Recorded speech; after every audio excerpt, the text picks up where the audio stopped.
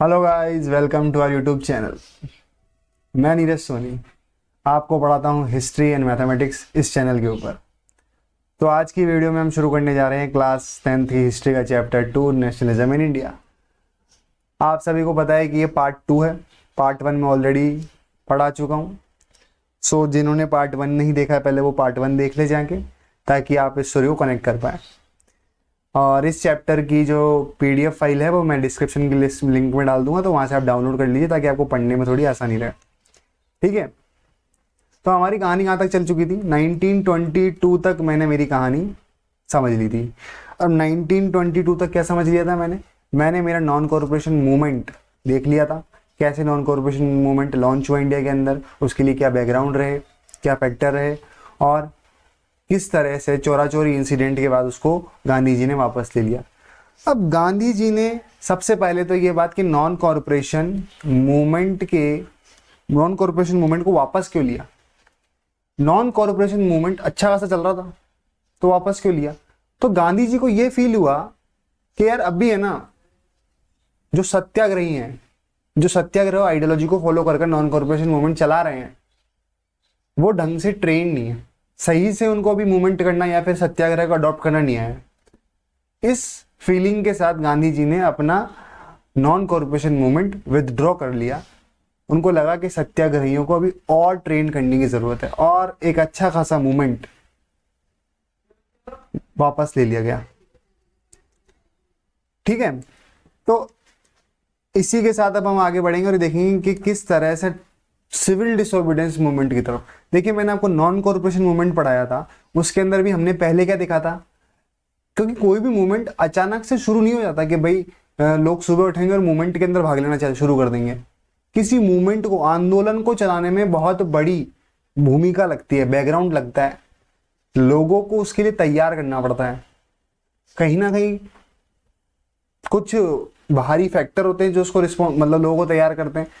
कुछ political ideology होती है, कुछ फैक्टर तो ऑटोमेटिक क्रिएट हो जाते हैं जिस वजह से मूवमेंट बनता है। तो सब मिलजुल कर एक मूवमेंट को तैयार करते हैं, और वो फैक्टर्स क्या हैं पहले उनको समझना जरूरी होता है। जैसे हमने नॉन कॉर्पोरेशन मूवमेंट में देखा कि फर्स्ट वर्ल्ड वॉर एक फैक्टर रहा, रॉलेट एक्ट एक फैक्टर रहा। तो इस तरह से जो फैक्टर थे वो तो बहुत पहले से तैयार होते, तो कहीं ना कहीं उन फैक्टर्स को जानने के बाद कोई मूवमेंट शुरू होता है। तो ये वैसे ही हमारा जो सिविल डिसोबीडियंस मूवमेंट है, इसको शुरू करने में भी तो कुछ फैक्टर्स लगे होंगे या कुछ ऐसे कारण रहेंगे जिस वजह से ये मूवमेंट हुआ। ऐसा तो होगा नहीं कि एक मूवमेंट खत्म हुआ, लोग वैसे ही परेशान थे कि यार ये इतनी मेहनत करी 1-1.5 साल और मूवमेंट गांधी जी ने वापस लिया, तो लोगों की एनर्जी वैसे ही डाउन है। तो दूसरे मूवमेंट के लिए उनको तैयार करना अपने आप में ही एक चुनौती थी। तो देखिए वो कैसे करा गांधी जी ने, या गांधी जी क्या, या पूरे कांग्रेस ने किस तरह से उसको लिया। देखिए, while some leaders wanted to participate in political system to bring about, आपने देखा था नॉन कॉर्पोरेशन मूवमेंट जब चल रहा था ना, तब आपका चित्तरंजन दास और मोतीलाल नेहरू, दो ऐसे नेता थे कांग्रेस के अंदर जो चाहते थे कि हम नॉन कॉर्पोरेशन मूवमेंट के अंदर कहीं ना कहीं जो पॉलिटिकल सिस्टम है उससे जुड़े रहें, और जो चुनाव हैं, प्रोविंशियल इलेक्शन हो रहे हैं, उनके अंदर हम भाग लें। ठीक है, these leader did not believe in mass struggle. वो पहले ही किस में बिलीव नहीं करते थे? मास स्ट्रगल में बिलीव नहीं करते थे, जिनके नाम क्या है हमारे CR दास और मोतीलाल नेहरू। वाइल जवाहरलाल नेहरू और सुभाष चंद्र बोस जी जवान थे उस वक्त, तो इनका गर्म खून था, तो ये किस पे स्ट्रगल, ये स्ट्रेस करते थे मास स्ट्रगल पे। मतलब कहीं ना कहीं कि भीड़ के साथ ऐसे बढ़िया से आंदोलन चलाओ और अपनी जोश के अंदर अपनी बात कहो और मनवा लो, इस पे फोकस करते थे जवाहरलाल नेहरू और सुभाष चंद्र बोस। तो ये दो गुट बन रखे थे कांग्रेस के अंदर। तो CR Das and Motilal Nehru formed Swaraj party. तो ये फैक्ट आपको याद रखना है, CR दास और मोतीलाल नेहरू दोनों ने मिलकर क्या बनाई भैया, अपनी स्वराज पार्टी बनाई जनवरी 1923 में। इन सच सिचुएशन इंटरनल डिबेट, तो भैया आप देख रहे हो कि कांग्रेस के अंदर दो गुट बन गए हैं। अब दो पार्ट हो गए कांग्रेस के, स्वराज पार्टी और कांग्रेस अलग। जो स्वराज पार्टी वाले हैं वो किस बात को फोकस कर रहे हैं? वो फोकस कर रहे हैं कि हमें प्रोविंशियल इलेक्शन के अंदर भाग लेना चाहिए, और वहीं पर जो दूसरा वाला पार्ट है जवाहरलाल नेहरू वाला और सुभाष चंद्र बोस वाला, वो बोल रहा है कि नहीं हमें नहीं लेना चाहिए भाग। आगे जाकर ये दोनों एक हो जाएंगे, पर अभी के लिए कहीं ना कहीं कांग्रेस के अंदर खुद के अंदर ये बात डिस्प्यूट क्रिएट हो गया है कि एक गुट बोल रहा है कि हमें भाग लेना चाहिए इलेक्शन में, मतलब जो ब्रिटिशर्स का कंडक्ट कराते हैं इंडिया के अंदर, उन इलेक्शन में भाग लेना चाहिए। और वहीं पर दूसरा पार्ट क्या, दूसरा जो गुट है सुभाष चंद्र बोस वाला, जवाहरलाल नेहरू वाला, वो बोल रहा है कि हमें नहीं लेना चाहिए। तो ये सारी बातें इंटरनल डिबेट हो रहा है। और साथ ही साथ दो और फैक्टर निकल के आते हैं इसी बीच में। पहला फैक्टर क्या रहा, इंटरनल डिबेट के नॉन कॉर्पोरेशन मूवमेंट के बाद क्या हो गया, इंटरनल डिबेट हो गई किसके अंदर, कांग्रेस के अंदर खुद के अंदर। और साथ ही दो फैक्टर और काम करते हैं। पहला है period of economic depression and formation of Simon commission. तो पहले डिबेट को तो मैंने बता दिया आपको। अब दूसरा फैक्टर समझिए कि ये पीरियड ऑफ इकोनॉमिक डिप्रेशन क्या है। कहीं ना कहीं ये दो फैक्टर फिर भारत के अंदर, जैसे आपने फर्स्ट वर्ल्ड वॉर पढ़ा था ना, फर्स्ट वर्ल्ड वॉर ने इंडिया के अंदर हार्श कंडीशन क्रिएट कर दी थी कि भैया टैक्सेस बढ़ गए थे, महंगाई बढ़ गई थी, लोग गरीबी से परेशान थे। तो सिमिलरली अब यहाँ पर ये दो फैक्टर काम करेंगे, जहां पर पहला है इकोनॉमिक डिप्रेशन और दूसरा है आपका फॉर्मेशन ऑफ साइमन कमीशन। ये कहीं ना कहीं इंडिया में फिर परेशानी क्रिएट करेगा और परेशान लोग मूवमेंट में भाग लेते हैं हमेशा। ये आपको हिस्ट्री में हर जगह देखने को मिलेगा। तो पीरियड ऑफ इकोनॉमिक डिप्रेशन क्या था, the effect of world wide economic depression. देखिए इकोनॉमिक डिप्रेशन क्या था, बेसिकली अमेरिका के अंदर, अमेरिका की इकोनॉमी में एक हलचल हुई और अमेरिका का जो स्टॉक मार्केट है वो कोलैप्स हो गया, इतना जान लीजिए आप। और ये इकोनॉमिक डिप्रेशन, जिसको इससे जो कोलैप्स हुआ ना अमेरिका के स्टॉक मार्केट में, इसे यहाँ पे हम क्या बोल रहे हैं, इकोनॉमिक डिप्रेशन बोल रहे हैं। अब ये कब हुआ, देखिए the world wide economic depression, agriculture prices begin to fall from 1926 and collapse after 1930। देखिए क्या होता है 1926 मतलब 1925 के 26 के आसपास आते आते क्या हो जाता है, पूरे वर्ल्ड के अंदर कहीं ना कहीं एग्रीकल्चर प्रोडक्शन बहुत ज्यादा बढ़ गया। अब एग्रीकल्चर प्रोडक्शन बढ़ गया तो उस वजह से क्या हुआ, एग्रीकल्चर प्रोडक्ट्स की प्राइसेस क्या हो गई, फॉल हो गई बहुत ज्यादा। बेसिकली किसी भी चीज की प्राइस कब गिरती है, जब डिमांड बहुत ज्यादा हो जाए, सप्लाई डिमांड तो क्या है लिमिटेड है और सप्लाई बहुत ज्यादा हो गई है, तब उसकी प्राइसेस गिर जाती है। तो कुछ ऐसा ही सिनेरियो क्रिएट हो रहा था कहां पर, वर्ल्ड के अंदर। और इस इकोनॉमिक डिप्रेशन का कहीं ना कहीं इफेक्ट किस पे आता है, इंडिया पर भी आता है। तो as the demand for agriculture goods fall and export decline, peasant found it difficult to sell their harvest. अब देखिए कहीं ना कहीं जो इंडिया के किसान थे वो भी तो कहीं ना कहीं अपना सामान बेचते थे बाहर, अपने एग्रीकल्चर प्रोडक्ट्स को बाहर सेल करते थे, क्योंकि वर्ल्ड लेवल पर एग्रीकल्चर प्रोडक्ट्स की डिमांड कम हो गई है अब। तो यहाँ पर जो किसान है वो भी तो डिफिकल्टी में जाएगा ना भैया। एक सीधी सी बात है कि जो सामान बाहर बेच रहे हैं, जो किसान बाहर अपना एग्रीकल्चर फूड्स बाहर बेच रहा है, कहीं ना कहीं जब उसकी प्राइसेस कम हो गई वर्ल्ड लेवल के ऊपर, डिमांड कम हो गई है, तो यहाँ पर जो किसान है वो परेशान होगा। तो इकोनॉमिक डिप्रेशन ने क्या करा भैया, भारत के किसान को परेशानी में डाल दिया। By 1930 countryside was in turmoil. तो बेसिकली जो गांव वाले इलाके थे ना भारत के अंदर, वो पूरी तरह से कहीं ना कहीं परेशानी में चले गए।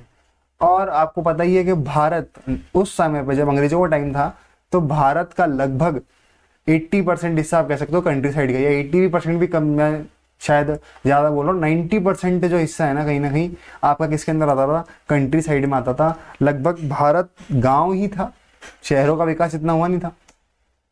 तो ये बात थी इकोनॉमिक डिप्रेशन। इकोनॉमिक डिप्रेशन का आपने इफेक्ट ले लिया। जो formation of Simon commission, second factor देखिए। अब सेकंड फैक्टर,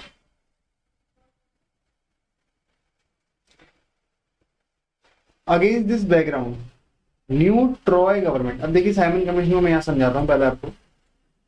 साइमन कमीशन क्या था,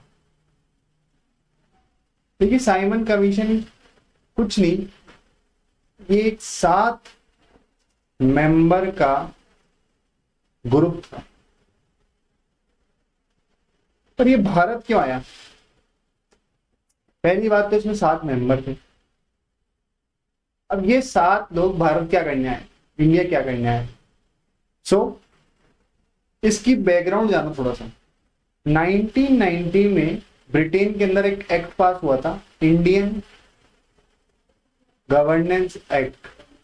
इस एक्ट में यह डिसाइड किया गया था कि ब्रिटेन 10 साल बाद 1929 में क्या करेगा, कहीं ना कहीं एक रिस्पॉन्सिबल गवर्नमेंट सेटअप करेगा। क्या करेगा? एक रिस्पॉन्सिबल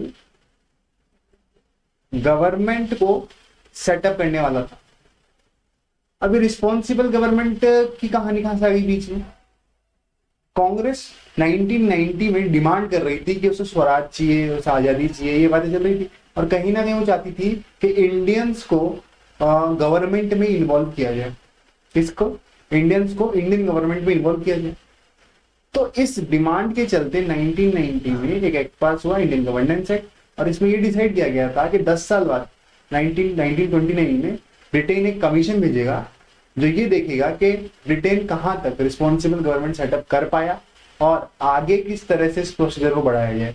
तो कहीं ना कहीं ये सुझाव देने वाला था ब्रिटेन को रिस्पॉन्सिबल गवर्नमेंट को सेटअप करने को लेकर। अब दिक्कत क्या थी? दिक्कत ये थी कि जो 7 मेंबर थे ना इस कमीशन में, ये कमीशन भारत सरकार का भविष्य डिसाइड करने वाला था कहीं ना कहीं, और इसमें एक भी भारतीय नहीं है। ये सातों के सातों मेंबर अंग्रेज।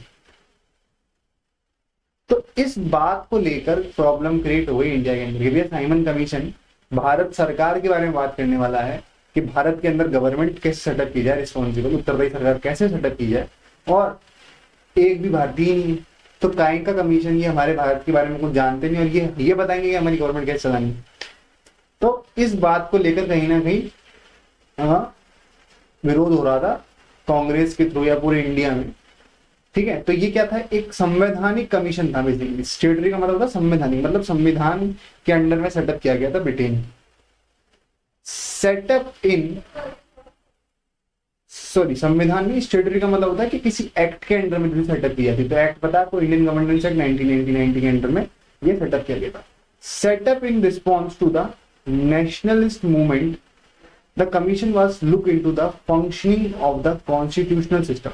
तो ये कहीं ना कहीं अभी मैंने बताया आपको रिस्पॉन्सिबल गवर्नमेंट सेटअप करने वाला है, और साथ ही साथ क्या है? Constitutional system in India in suggest the changes, कि कॉन्स्टिट्यूशनल सिस्टम कैसा होना चाहिए इंडिया का। तो एक बड़ा डिसीजन लेने वाला था ये। कॉन्स्टिट्यूशन की बात हो रही है, गवर्नमेंट से रिलेटेड डिसीजन लेने वाला था। तो और इसके अंदर एक भी इंडियन नहीं है। The problem was that the commission did not have a single Indian member, they were all British, सब ब्रिटिशर्स हैं। तो ये दो प्रॉब्लम। पहली प्रॉब्लम, इकोनॉमिक डिप्रेशन आ रहा है, उससे परेशान है लोग। साइमन कमीशन है तो कहीं ना कहीं पॉलिटिकल तानातानी चल रही है इस वजह से। और पहला आपने देखा कि कांग्रेस के में खुद में डिस्प्यूट चल रहे हैं। तो ये 3 बातें अभी तक आप देख चुके हो। अब ये सारी चीजें कैसे सिविल डिसोबीडियंस मूवमेंट को क्रिएट करेगी वो देखिए। When the Simon Commission arrived in India 1928, it was greeted with slogan "Go back Simon." तो जब साइमन कमीशन इंडिया आया ना, तो कहीं ना कहीं इंडिया के अंदर बहुत सारे आंदोलन हुए और या फिर इसका विरोध प्रदर्शन हुआ। और किस नारे के साथ? गो बैक साइमन, वापस जाओ साइमन। साइमन कौन है यहाँ पे? साइमन कहीं ना कहीं इसका जो चेयरमैन था, जो मतलब लीडर था, जो मेन मेंबर था, उसका नाम है ये। उसके नाम पे इसका नाम पड़ा Simon. All parties including the Congress and the Muslim league participated in the demonstration. तो जितनी भी पार्टीज थी, चाहे कांग्रेस हो चाहे मुस्लिम लीग हो, उन सभी ने इसके अगेंस्ट कहीं ना कहीं कैंपेन चलाया। ठीक है, ये 3 बार ध्यान में रखनी है आपको कि इंटरनल डिस्प्यूट था जो कि सॉल्व हो गया था बाद में, फिर इकोनॉमिक डिप्रेशन, और थर्ड आपका साइमन कमीशन। तो ये तो मेन प्रॉब्लम थी जिनकी वजह से कहीं ना कहीं जनता परेशान थी और इन सब बातों को लेकर विरोध चल रहा था। तो इस बीच में लॉर्ड इरविन क्या करते हैं? एक नया पैंतरा लगाते हैं डोमिनियन स्टेटस का। वो बोलते हैं कि भैया हम भारत को डोमिनियन स्टेटस दे देंगे, आप सब नाराज मत हो। अभी डोमिनियन स्टेटस क्या है? डोमिनियन स्टेटस का मतलब ये है कि इंडिया आजाद नहीं होगा, वो इंडियंस हैं, वो इंडियन गवर्नमेंट चलाएंगे। बस बात क्या है? बात ये है कि ब्रिटेन जो है ना, वो ब्रिटेन के अंडर में रहेगा, और जो भी इंटरनेशनल लेवल पर उसको डिसीजन लेने होंगे वो ब्रिटेन से पूछकर या ब्रिटेन की राय के बाद, ब्रिटेन के ऑर्डर के बाद ही वो ये डिसीजन ले सकता है। तो कहीं ना कहीं इंडिया को एक डोमिनियन बनाया जा रहा था, किसका? ब्रिटेन का। तो लॉर्ड इरविन ने कहीं ना कहीं डोमिनियन स्टेटस की बात कही। To win the hearts of protesters including the Congress and Muslim League in October 1929, the viceroy Lord Irwin give a vague offer to dominion status of India. और साथ ही साथ एक दूसरी बात और कही, राउंड टेबल कॉन्फ्रेंस। पहली बात तो बोली कि भाई डोमिनियन स्टेटस ले लो और थोड़ा सा आप अपनी गवर्नमेंट चलाओ, इंडिया में कोई दिक्कत नहीं है, बस ब्रिटेन के अंडर में रहो। तो इस बात से तो जो कांग्रेस के लीडर थे उन्होंने साफ मना कर दिया। पर जो सेकंड बात थी वो थी राउंड टेबल कॉन्फ्रेंस। अब ये राउंड टेबल कॉन्फ्रेंस क्या है? ये राउंड टेबल कॉन्फ्रेंस रखी गई थी discuss A future constitution of India.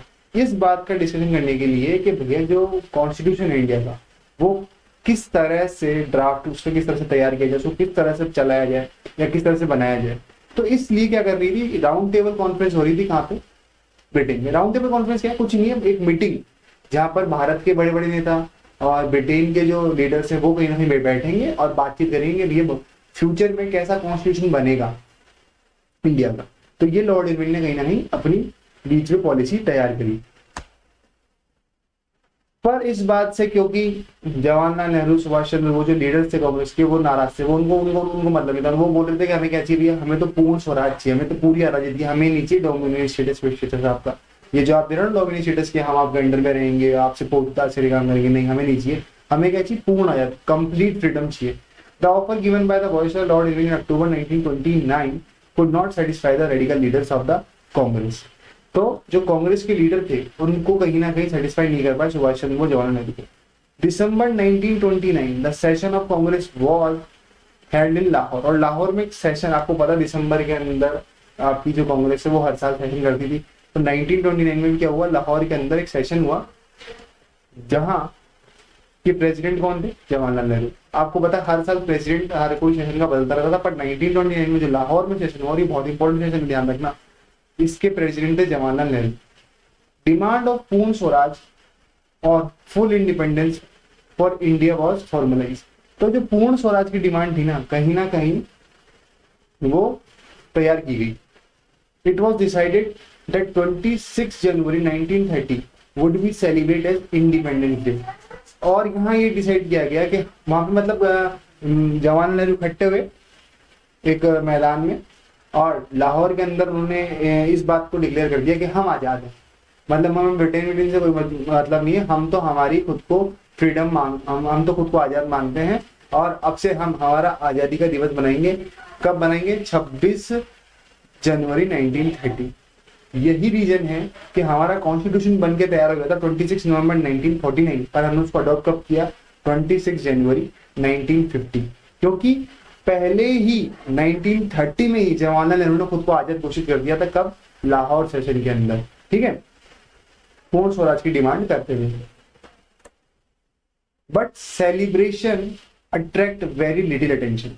तो कहीं ना कहीं ये जो सेलिब्रेशन हो रहा था, ये वाला जो जवाहरलाल नेहरू ने इस बात को डिक्लेयर करा, तो ये बहुत कम अटेंशन खींच पाया मतलब लोगों की, और कहीं ना कहीं जो लोग थे ना वो इन्वॉल्व नहीं हो रहे थे अभी पूरी तरीके से।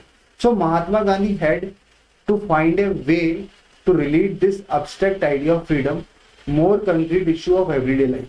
तो गांधी जी ने सोचा यार कि किस तरीके से इन लोगों को मैं एक साथ लेके आऊं। तो वहां पर वो एक ऐसा आइडिया फाइंड कर रहे थे जहां लोग जुड़ पाए ज्यादा।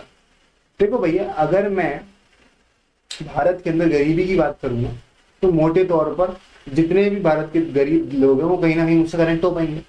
मैं अगर इंडस्ट्री की बात करूंगा तो इंडस्ट्री वाले मुझसे ज्यादा कनेक्ट हो पाएंगे। पर वहीं मैं अगर बात करूं भैया कि कहीं ना कहीं नमक की, तो वो सभी खाते हैं, तो उससे सब कनेक्ट हो पाएंगे। तो ऐसा ही कुछ गांधी जी ने किया, और यहाँ पर गांधी जी ने नमक को यूज करा लोगों को कनेक्ट करने के लिए। अब नमक को कैसे यूज करा उन्होंने? अब ये तो गांधी जी का दिमाग है। सिविल डिसोबीडियंस मूवमेंट कैसे नमक के साथ अटैच है, देखिए। To unite the country Mahatma Gandhi saw salt as a powerful symbol. Gandhi ji है ना भारत को एक जोड़ने के लिए ना नमक को एक अच्छे सिंबल के तौर पर मानते थे। क्यों? ही सेंट ए लेटर। अब ये पहली बात जाननी चाहिए क्यों मानते थे। क्यों? क्योंकि नमक सभी खाते हैं, अमीर हो, गरीब हो, इंडस्ट्रियलिस्ट हो, स्कॉलर हो, प्रोफेशनलिस्ट हो, या इंडिया का हर व्यक्ति नमक खाता है, क्या आप कह सकती है वर्ल्ड का हर व्यक्ति नमक खाता है। तो गांधी जी ने नमक को है ना यहाँ पर यूज कैसे करा? वैसे तो बोलेंगे सब नमक खाते हैं आ जाओ। दिक्कत क्या थी उस वक्त कि ब्रिटेन गवर्नमेंट, जो ब्रिटिश गवर्नमेंट थी ना, वो इंडिया के अंदर नमक पे ना टैक्स लगा दी थी। मतलब इतनी बेसिक चीज कि हर गरीब आदमी, अमीर आदमी, हर किसी को नमक खाना है। पर यहाँ पर ब्रिटिश गवर्नमेंट क्या कर रही थी, नमक पर टैक्स लगाती थी। तो गांधी जी ने इस बात को यूज करा। गांधी जी हमेशा ऐसे ही करते थे। खिलाफत मूवमेंट के अंदर उन्होंने खिलाफत इशू को कैसे यूज करा था हिंदू मुस्लिम के लिए, वैसे यहाँ पे नमक को यूज कर रहे हैं हम वो। और नमक को कैसे यूज कर रहे हो, उन्होंने इस बात के लिए थ्योरी या अब्स्ट्रैक्ट आइडिया क्रिएट करा, या ये बातें लोगों को सामने दिखाई, क्योंकि नमक जो बेसिक चीज है और उसके ऊपर टैक्स लगाया जाता है, बताओ आपके। तो लोग इस सोच में आ गए कि हाँ ये बात तो सही है कि जो नमक है कहीं ना कहीं पूरा इंडिया खाता है और अमीर गरीब सब खा रहे हैं, तो इसको तो टैक्स फ्री होना चाहिए। इस बात को स्प्रेड किया गया। तो इसलिए गांधी जी ने क्या करा, नमक को एक पावरफुल सिंबल के तौर पर देखा। He send a letter to viceroy Lord Irwin on 31 January 1930। और गांधी जी ने वायसरॉय लॉर्ड इरविन को एक खत लिखा, प्रेम भरा नहीं, 11 मांगों वाला, in which he made demands to fulfil for sake of Indians. और उसमें कहीं ना कहीं उन्होंने नमक सॉल्ट टैक्स की तो डिमांड रखी कि इसको हटाया जाए। और भी इंडियंस की कुछ मांगे थी, जैसे इंडस्ट्रियल सेक्टर की जो मांगे थी, पीजेंट्स की जो मांगे थी, और जो भी सोशल ग्रुप्स थे इंडिया के अंदर, उनकी जो मांगे थी कहीं ना कहीं उनको उस खत में लिखा, उस लेटर में लिखा और लॉर्ड इरविन को सेंड किया। तो अमंग दीज 11 डिमांड्स, और उसमें कितनी डिमांड रखी थी उन्होंने, 11 मांगे रखी थी, were issue related to every class of Indians. लगभग वो जितनी भी क्लास इंडिया मतलब इंडिया के अंदर बिलोंग करती थी उन सबकी डिमांड गांधी जी ने उसमें इंक्लूड की थी। Include the rich and the poor industrialist peasant. Among these one demand was related to salt tax. और उनमें से एक डिमांड किससे रिलेटेड थी, सॉल्ट टैक्स रिलेटेड थी। Gandhi ji insisted that the government should immediately make salt tax free because it a basic item of daily need irrespective rich or poor। तो गांधी जी बोला कि ये नमक के कर को फटाफट हटाओ, क्योंकि ये भैया अमीर गरीब हो कोई भी हो, नमक सब खाते हैं, तो हमें इसके ऊपर क्या भैया टैक्स ना चाहिए। He also warned that if his demands were not fulfilled 11th March the Congress would launch a civil disobedience। और गांधी जी ने कहा कि भैया अगर 11 मार्च तक इसको हटाया नहीं ना बेटा, फिर आंदोलन लॉन्च कर दूंगा, देखिए। But lord Irwin did not accept it. तो लॉर्ड इरविन ने भैया इसको एक्सेप्ट नहीं, बोला भैया मैं हटा रहा हूँ, जाओ जो करना कर लो। तो गांधी जी भी फिर अपने स्टड थे। Gandhi ji along with 78 trusted volunteers started his salt march on 12 मार्च 1930। तो 12 मार्च को कहीं ना कहीं गांधी जी क्या करते हैं, अपनी इस जर्नी को स्टार्ट करते हैं। कहाँ से ये स्टार्ट करते हैं गांधी जी, साबरमती आश्रम से। 78 ट्रस्टेड वॉलंटियर मतलब 78 लोगों के साथ चलना शुरू करते हैं 12 मार्च 1930 को। This march began from Sabarmati ashram and ended in the Gujarat coastal town of Dandi. तो शुरू कहाँ से करे भाई साहब, शुरू कर रहे हैं अपने साबरमती आश्रम से और जा रहे हैं ये गुजरात की कोस्टल टाउन। मतलब कोस्टल टाउन मतलब एक किनारे पे बसा हुआ जो कहीं ना कहीं एक नगर होता है ना, एक दांडी, तो वहां जा रहे हैं। तो साबरमती से दांडी जा रहे हैं। 78 वॉलंटियर्स के साथ स्टार्ट करा है। कब स्टार्ट करा है, 12 मार्च 1930। और कितना चल रहे हैं, 240 माइल चलते हैं 24 दिन। और ये जहां भी रुकते हैं ना वहां पर लोगों को भाषण देते हैं कि भैया समझा देंगे कि किस सिविल डिसोबीडियंस मूवमेंट क्या है और हमें किस तरह से लोग गांधी जी अपनी मूवमेंट को स्प्रेड कर रहे हैं। 24 दिन तक चल रहे हैं। तो रात को जहां भी रुकते थे वहां भाषण देते थे और लोगों को समझाते थे कि भैया मूवमेंट को किस तरह से चलाना है। वो क्योंकि पहले जो गलती हुई थी नॉन कॉर्पोरेशन मूवमेंट, वो नहीं होनी थी दोबारा, उसको नहीं करना था। तो कहीं ना कहीं गांधी जी जहां भी रुकते थे वहां पर अपने भाषणबाजी करते थे। और अगली सुबह जो वो लोग थे कहीं ना कहीं वो भी इनसे जुड़ते आते थे। और इनका 78 लोगों के साथ चलना शुरू करा, जो आगे जाके काफी लोगों में बड़ा हो जाता है इनका, मतलब जो इनकी मार्च थी। During this march, whenever Gandhiji meeting were held, thousands of people would come to listen him। तो यहाँ पे जब भी गांधी जी रात को रुकते थे उनको बहुत हजार लोग सुनने आते थे। In this meeting, Gandhi ji clarified the meaning of Swaraj and said Indian should obey, not obey the British। तो गांधी जी बोलते थे कि भैया हमें जो ब्रिटिशर थे ना उनकी बातचीत नहीं माननी है, उनके जो रूल्स एंड रेगुलेशन को फॉलो नहीं करना। सिविल डिसोबीडियंस का मतलब ही क्या है, सिविल डिसओबीडियंस। डिसओबीडियंस मतलब कहा ना मानना। तो ब्रिटिशर्स का जो रूल्स एंड रेगुलेशन है उनको फॉलो नहीं करना, उनको तोड़ना है हमें, जो भी मतलब सही नहीं है। सही है तो उसको फॉलो करना, ऐसे नहीं कि मतलब आप हर चीज को तोड़ने लगे, पर जो अनजस्टिस है उनको आपको फॉलो नहीं करना। On 6 April 1930 Gandhi ji reach Dandi, broke the salt law by making salt by boiling sea water. तो कोस्टल टाउन था तो वहां पर जाहिर सी बात है समुद्र तो हो गई, तो समुद्र से गांधी जी ने पानी लिया और उबाला, उसको नमक बनाकर क्या करा, इस बात को सिंबलाइज करा कि भैया मैंने नमक कर तोड़ दिया है, सॉल्ट लो तोड़ दिया। क्योंकि इरविन जी ने बात नहीं मानी थी, तो इरविन जी ने बात नहीं मानी तो गांधी जी कुछ तो करेंगे ही। तो इस तरह से यहाँ पे क्वेश्चन ये बनता है कि किस तरह से गांधी जी ने सिविल डिसोबीडियंस मूवमेंट को स्टार्ट करा। तो आपका कहीं ना कहीं ये 7 पॉइंट से लेके आप 11 पॉइंट तक जो देख रहे हैं, इरविन को मांगे रखी, इरविन के पास 11 डिमांड्स रखी, जिसमें एक सॉल्ट टैक्स था जिसको इरविन ने नहीं माना। फिर गांधी जी 12 मार्च को अपनी यात्रा शुरू करते हैं, साबरमती से शुरू करते हैं 78 वॉलंटियर्स के साथ, और वहाँ जाते हैं दांडी पे जाते हैं। फिर वहां पर जाकर नमक मतलब सी वाटर को बॉइल करके वो क्या बनाते हैं, सॉल्ट बनाते हैं, और इस तरह से सिविल डिसोबीडियंस मूवमेंट कहा जाता है, शुरू हो जाता है। देखिए यहाँ पे ये एक इमेज दिखाई गई है एनसीईआरटी के अंदर, जहाँ गांधी जी पैदल पैदल जा रहे हैं कहाँ पे, दांडी की तरफ, और उनके वॉलंटियर्स उनके साथ चल रहे हैं यहाँ पे। अब after math of salt march, अब सॉल्ट मार्च के बाद क्या हुआ? देखिए दांडी मार्च और salt march was the beginning of civil disobedience, शुरुआत थी, अभी बहुत कुछ होना बाकी था। And led to following reaction by various group of India. अब देखिए गांधी जी ने नमक तोड़ा, इसका मतलब नहीं सिर्फ गांधी जी नमक बना के कहीं ना कहीं डिसओबे करे ब्रिटिशर्स को, पूरे भारत में जगह जगह पर नमक को बनाकर सॉल्ट लॉ को ब्रेक किया गया और सिविल डिसोबीडियंस की शुरुआत की गई। Thousands of people broke the salt law at various places by making salt in front of government factories। मतलब जहाँ गवर्नमेंट फैक्ट्री के नमक बनता है उनके सामने नमक बना रहे जाके, देखो भाई साहब गांधी जी ने बोला तो सब नमक तोड़ रहे हैं, नमक कम तोड़ रहे हैं, कहीं ना कहीं सिविल डिसोबीडियंस मूवमेंट की शुरुआत को शो कर रहे हैं। Village officials resign and peasant stop paying revenue and चौकीदार टैक्सेस। तो कहीं ना कहीं दूसरे कानून भी तोड़े जा रहे हैं। विलेज ऑफिशियल से वो रिजाइन दे रहे हैं अपने पदों से, पीजेंट ने रेवेन्यू भरना बंद कर दिया है, और चौकीदार टैक्सेस ये सब देना बंद कर दिए हैं। तो डिसओबे किया जा रहा है ब्रिटिश गवर्नमेंट के rules. Liquor shop were picketed and foreign clothes were boycotted and burned.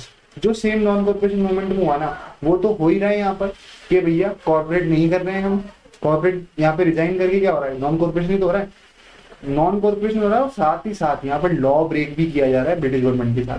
तो यहाँ पर ये क्वेश्चन ये भी बनता है कि कैसे civil disobedience movement non corporation movement से ज्यादा विडस्प्रेड था या ज्यादा गहरा इम्पैक्ट डाल रहा था ब्रिटिश गवर्नमेंट के ऊपर। तो वो कुछ पॉइंट्स में आप देखते जाइए।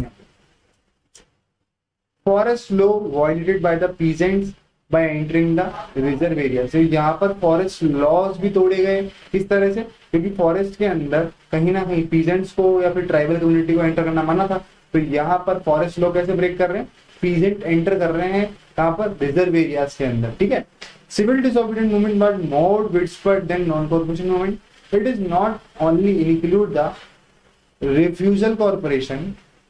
यहाँ पर क्या था भैया, कॉर्पोरेशन तो रिफ्यूज कर ही रहे थे with the British government, but it's also broke the law of British government. साथ ही साथ क्या हो रहे हैं, लॉ भी ब्रेक कर रहे हैं और कॉपरेट भी नहीं कर रहे हैं। तो इस तरह से आप कह सकते हैं कि जो आपका सिविल डिसोबीडियंस मूवमेंट था ये कैसा था भैया, मोर widespread than non corporation movement, ठीक है। तो यहाँ तक आपने सिविल डिसोबीडियंस मूवमेंट कैसे स्टार्ट हुआ, जहाँ पर हमारा इकोनॉमिक डिप्रेशन, साइमन कमीशन, ये कहीं ना कहीं बैकग्राउंड रहा, और जवाहरलाल नेहरू ने अपना पूर्ण स्वराज की डिमांड रखी, जिस वजह से भी लोगों को अट्रैक्शन नहीं मिल पाया कांग्रेस को। तो फिर महात्मा गांधी सॉल्ट को यूज करते हैं as a symbol to unite the country, and फिर इस तरह से सिविल डिसोबीडियंस मूवमेंट शुरू हो जाता है। कहीं ना कहीं लोग परेशान थे, इकोनॉमिक डिप्रेशन वैसे वैसे लोगों की इकोनॉमिक हालत खराब है। जब लोग गरीब होंगे, खाने को खाना नहीं होगा, पैसा नहीं होगा जेब में, तो लोग परेशान होते, तो परेशानी के अंदर सब करने को तैयार हो जाते हैं कि भाई आप परेशान हो और आपको वो लीडर है सामने, बोले कि आपकी परेशानी से मैं निजात दिलाऊंगा, तो आप चल दोगे उसके पीछे। तो वही सेम बात हो रही है यहाँ पर, गांधी जी वही लीडर बन के आए यहाँ पे कि भैया परेशान हो, इकोनॉमिक डिप्रेशन से परेशान हो, साइमन कमीशन से परेशान हो, लो मैं आजाद कराता हूँ इनसे, आपकी समस्या का समाधान करता हूँ। तो वही वाली बात थी, अगर सब कुछ बढ़िया चल रहा हो, इकोनॉमी मस्त चल रही है किसी भी देश की, वहाँ पे लोग बढ़िया कमा रहे, खा रहे, पीछे मजे कर रहे हैं, कोई कितना ही मूवमेंट चला लो ना, सॉल्ट दिखा दो उनको ना, कुछ भी समस्या दिखा दो देश के अंदर, कोई आगे नहीं आएगा लड़ने। जब तक समस्याएं नहीं होती ना, आप समाधान की तरफ नहीं जाते। तो वही सेम चीज यहाँ पर हुई, समस्याएं थी, समाधान दिखाने गांधी जी आए, तो ये चल रही है। अब आगे बढ़ते हैं, गवर्नमेंट का क्या एक्शन आता है। वो भी अब ब्रिटिश गवर्नमेंट है, वो खाली तो बैठी ही नहीं, उसको भी तो अपना देश के अंदर मतलब लॉ एंड ऑर्डर को मेंटेन करना है, तो आर्मी उसके पास भी है। तो गवर्नमेंट एक्शन ऑन नेशनलिस्ट। अब नेशनलिस्ट पे क्या एक्शन लिया, the government alarm by the movement and start arresting Congress leader. और जैसे ही मूवमेंट शुरू होता है भाई साहब उठाओ सब लीडर्स को पकड़ के जेल में पटक देती है, और लाखों लोग जेल में पटका की बार गवर्नमेंट ने। The police arrested Abdul Ghaffar Khan from Peshawar and Mahatma Gandhi also arrested, Mahatma Gandhi ji को भी जेल में डाल दिया उठा के। This led various clashes between public and police, और यहाँ पर पब्लिक और पुलिस के बीच में बहुत सारे क्लैशेस हुए, मतलब दंगे प्रसाद सब हो रहे हैं अब की बार। The demonstrators started attacking each and every government symbol like police station, municipal buildings, courts, railway station. Gandhi जेल में तो वैसे ही इस वायलेंस को कंट्रोल करने वाला भी कोई है, तो लोग भी वायलेंस कर रहे हैं और गांधी जी भी कहीं ना कहीं बात छूट दे रहे हैं थोड़ी। तो लोग पुलिस स्टेशन को चला रहे हैं, मतलब उनको तोड़फोड़ मचा रहे हैं, म्युनिसिपल बिल्डिंग्स को तोड़ दिया, रेलवे स्टेशन की रेलवे पटरियां उखाड़ दी। इस तरह से लोग कहीं ना कहीं हर चीज पर अटैक कर रहे हैं जो ब्रिटिश की प्रॉपर्टी है। Consequently, the government respond in harsh manner and about 1 lakh people were arrested. तो कहीं ना कहीं 1 लाख से ज्यादा लोगों को अरेस्ट कर लिया था civil disobedience movement. Every woman and children were not separated, और यहाँ पर बच्चों तक और वुमेन्स को भी यहाँ पे उन्होंने नहीं छोड़ा। ठीक है, तो यहाँ पे देखिए ये कहीं ना कहीं इतनी सारी भीड़ इकट्ठी हो रखी है, पुलिस दिख रही है काले कपड़ों में, ये डंडे मार रही है और लोग भग रहे हैं। तो इस तरह से कहीं ना कहीं बहुत ज्यादा वायलेंट और एक आंदोलन बहुत बड़े लेवल पर सिविल डिसोबीडियंस कहीं ना कहीं परफॉर्म हुआ था। अब calling off the civil disobedience movement and Gandhi Irwin pact, अब ये फिर एक ट्विस्ट आता है जो गांधी जी की एक बड़ी गलती थी। यहाँ पर ब्रिटिश गवर्नमेंट ने गांधी जी को उल्लू बनाया बेसिकली। इरविन बहुत दिमाग वाले थे, उन्होंने बुद्धि लगाई कि यार अभी जो मूवमेंट है ना बहुत ज्यादा है ना, इसमें मतलब आउट ऑफ कंट्रोल हो गया, और अगर ये कंट्रोल नहीं किया गया ना तो फिर हमको जाना ही पड़ेगा भारत छोड़कर। तो इरविन ने दिमाग लगाया कि यार कुछ तो करना पड़ेगा कि मतलब भैंस भी, वो सांप भी मर जाए और लाठी भी ना टूटे, वो वाला काम करने की सोची इरविन ने। तो यहाँ पर इरविन आता है और एक बोलता है कि चलो आपकी जो 11 मांगे है ना मैं उनको मान लेता। और कहीं ना कहीं गांधी जी और इरविन के बीच में एक बातचीत होती है और एक सौदा होता है, एक समझौता होता है, जिसे हम बोल रहे हैं यहाँ पे गांधी इरविन पैक्ट। पर ये गांधी जी को और साथ साथ ही कांग्रेस को बेवकूफ बनाने वाला काम कर रहे हैं यहाँ पे Irwin. Realising the seriousness of situation, Gandhi once again decided the call off movement. अब गांधी जी ने मूवमेंट वापस क्यों लिया? क्यों? क्योंकि 5 March 1931 he made a pact with viceroy Lord Irwin. इन्होंने एक पैक्ट साइन करा, एक समझौता करा, एक सिग्नेचर करे, एक डील करी इरविन के साथ। क्या डील थी वो? According to this pact Gandhi ji agree to participation in round table conference being held in London and the government agree to release political prisoner. आपने देखा ना सिविल डिसोबीडियंस मूवमेंट चला, तो यहाँ पर जवाहरलाल नेहरू, सुभाष चंद्र बोस और आपके अब्दुल गफार खान, इन सब पॉलिटिकल लीडर्स ने वो जेल में डाल के उठा गए। तो गांधी जी ने बोला कि भैया जब उनको आजाद कर दो और कहीं ना कहीं मैं अभी जो अपना मूवमेंट है उसको वापस ले लेता हूँ, और जो राउंड टेबल कॉन्फ्रेंस आप कर रहे हो कॉन्स्टिट्यूशन के लिए वहां भी मैं आऊंगा। तो ये बात हुई गांधी और इरविन के बीच में। और इरविन ने क्या सोचा कि इरविन ने ये दिमाग लगाया था कि अब मूवमेंट बहुत तेज चल रहा है ना, तो एक बार उसको रोक दो, एक बार तो रोको जैसे तैसे रुकता ही है। फिर उसके बाद तो बस घरों में सब बैठ गए, तो फिर तो डंडे पुलिस लेके कंट्रोल कर लेंगे एक को। तो ये बात लगाई थी इरविन ने। फिर गांधी जी इस बात को समझ नहीं पाए। गांधी सोचे कि भैया इरविन जी आ रहे हैं, समझौता कर रहे हैं, तो हमारी बातचीत मानी जाएगी, हमारी डिमांड्स फुलफिल की जाएगी। पर स्टार्टिंग में फुलफिल कर दिया, पॉलिटिकल लीडर्स को फ्री करने को भी तैयार हो गए और बोल दिया इरविन ने कि चलो ठीक है हम फ्री भी कर देंगे, आपका सॉल्ट मार्च भी खत्म कर देंगे, और कहीं ना कहीं गांधी जी बोले चलो ठीक है मैं राउंड टेबल कॉन्फ्रेंस के अंदर भी पार्ट लेने आऊंगा। अब देखिए आगे क्या होता है। Gandhi ji participation in second round table conference. देखिए 3 राउंड टेबल कॉन्फ्रेंस हुई थी टोटल, ठीक है, और ये हुई थी आपकी 1931 में, फिर 1932 के अंदर 2 हुई थी, ठीक है। तो ऐसे ये 2 साल के अंदर आपकी 3 कॉन्फ्रेंस हुई थी, जिसमें कांग्रेस ने सिर्फ सेकंड राउंड टेबल कॉन्फ्रेंस में भाग लिया था। कहीं ना कहीं इस राउंड टेबल कॉन्फ्रेंस में डॉक्टर BR अम्बेडकर भी हैं, जिसका अभी आपको एक मेजर इफेक्ट देखने को मिलेगा आगे। The Congress boycott first round table conference which was held in London from November 1930 to 19 January 1931, ठीक है। ये 1930 से 1931 के बीच में कहीं ना कहीं हेल्ड की गई थी, जिसमें कांग्रेस नहीं गई थी।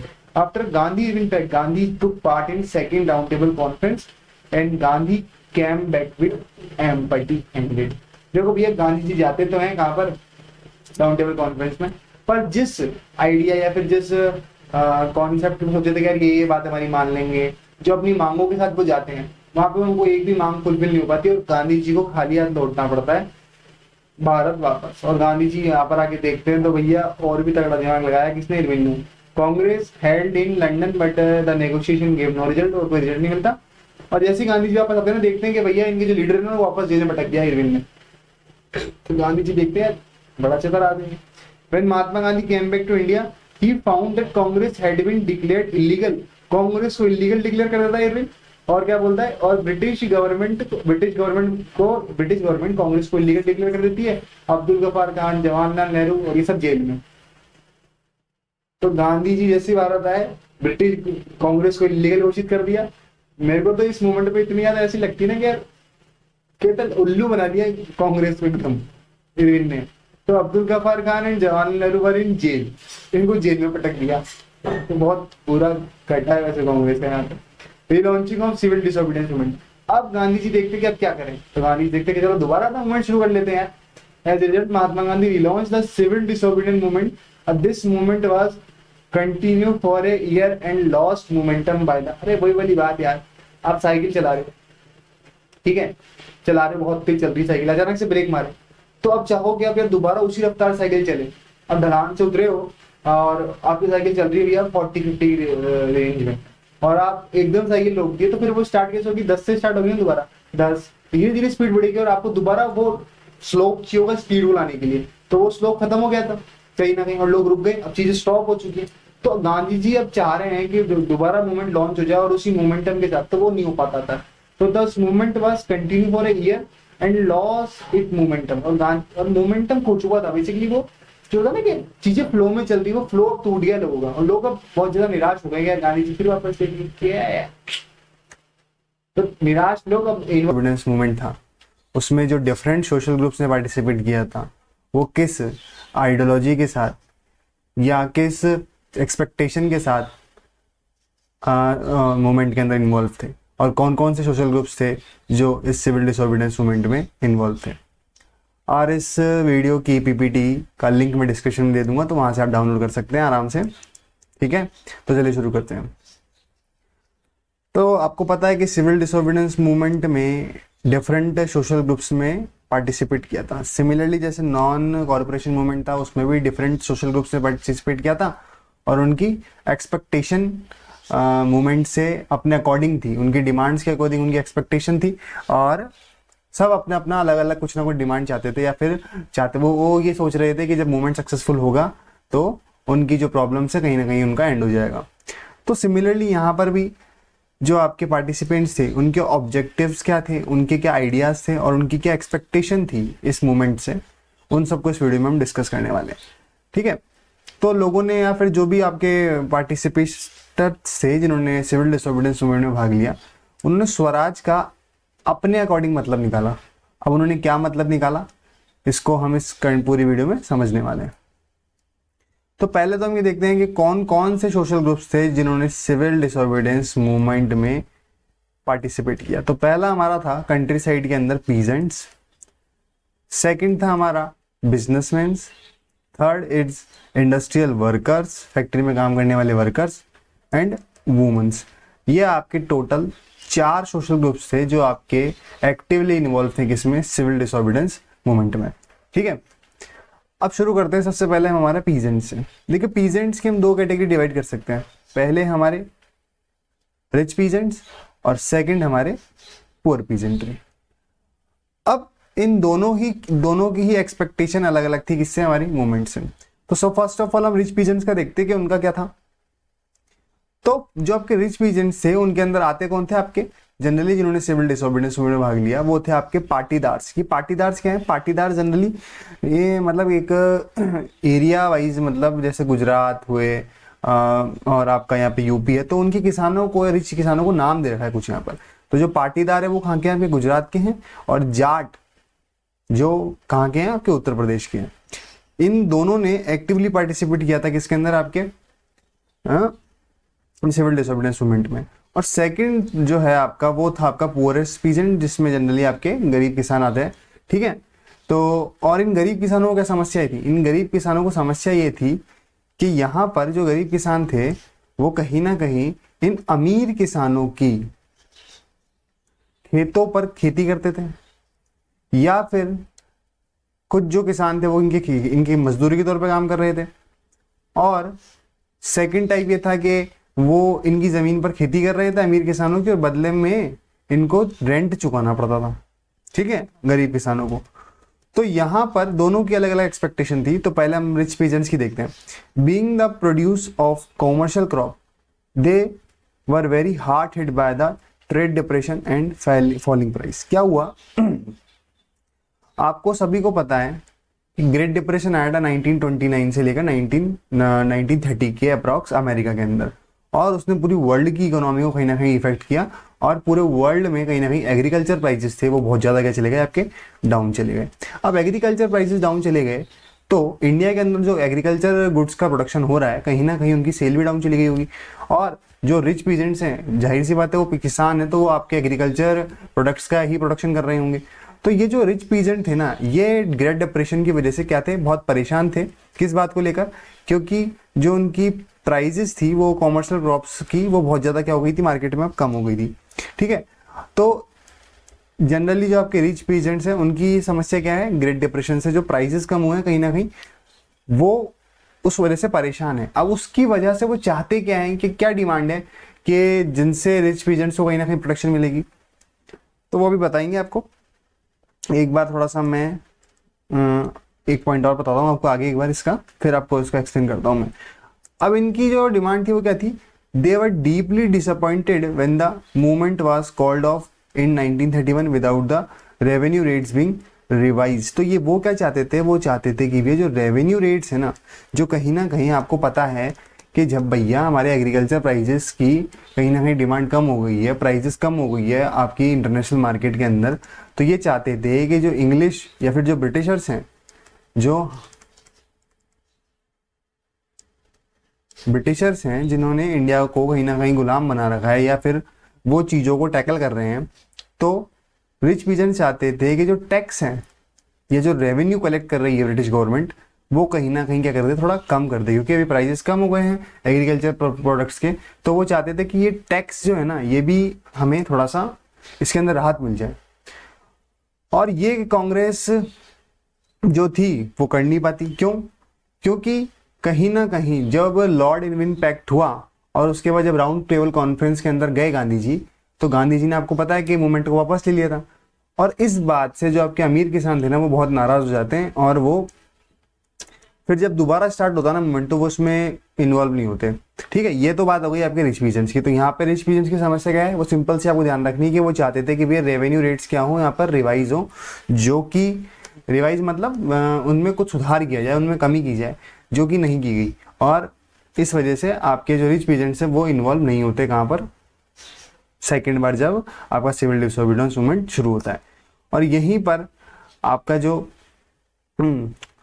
पुअर पीजेंट्री है उसका क्या है, उनका क्या था कि जब ये जो डिप्रेशन कंटिन्यू एंड जो डिप्रेशन आया था, कौन सा डिप्रेशन, वही इकोनॉमिक डिप्रेशन आया था, वो चालू रहा काफी लंबे समय तक, जिस वजह से उनकी भी इनकम कम हो गई थी। तो वो चाहते थे कि कहीं ना कहीं जो रेंट पे कर रहे हैं जो किसान, जो गरीब किसान है और जो किराए की जमीन पर खेती कर रहा है, तो उनका वो जमीन जो रेंट है वो माफ करा दिया जाए।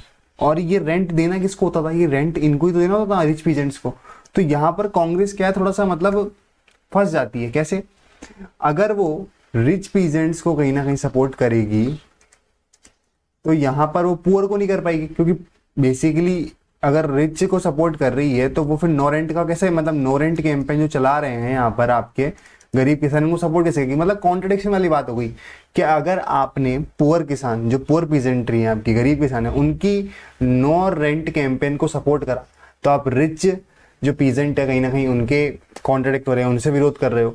तो इसलिए एंड में जो आपकी कांग्रेस है कहीं ना कहीं किसको सपोर्ट करती है, रिच पीजेंट को सपोर्ट करती है बजाय पुअर पीजेंट्री को। और जो पुअर पीजेंट्स हैं उनको सपोर्ट करती है कम्युनिस्ट पार्टीज, जो भगत सिंह की पार्टीज थी, इस टाइप की जो मतलब पार्टीज थी, जो कहीं ना कहीं वर्कर्स के राइट्स के अंदर बिलीव करती थी। आपने अगर सोशलिज्म इन यूरोप पढ़ा हो 9th क्लास में, तो आपने वहाँ पर कम्युनलिज्म का, सोशलिज्म का कॉन्सेप्ट पढ़ा होगा, वहाँ पे भी कम्युनिस्ट पार्टी बनी थी। तो जो कम्युनिस्ट पार्टी थी कहीं ना कहीं वो सोशलिज्म में बिलीव करती थी। जो इंडिया में भी कुछ ऐसी कम्युनिस्ट पार्टीज थी जो पुअर पीजेंट को सपोर्ट कर रही थी, वहाँ पर वहीं पर जो कांग्रेस थी सिविल डिसोबीडियंस मूवमेंट में, वो ज़्यादातर आपके रिच पीजेंट्स को सपोर्ट कर रही थी।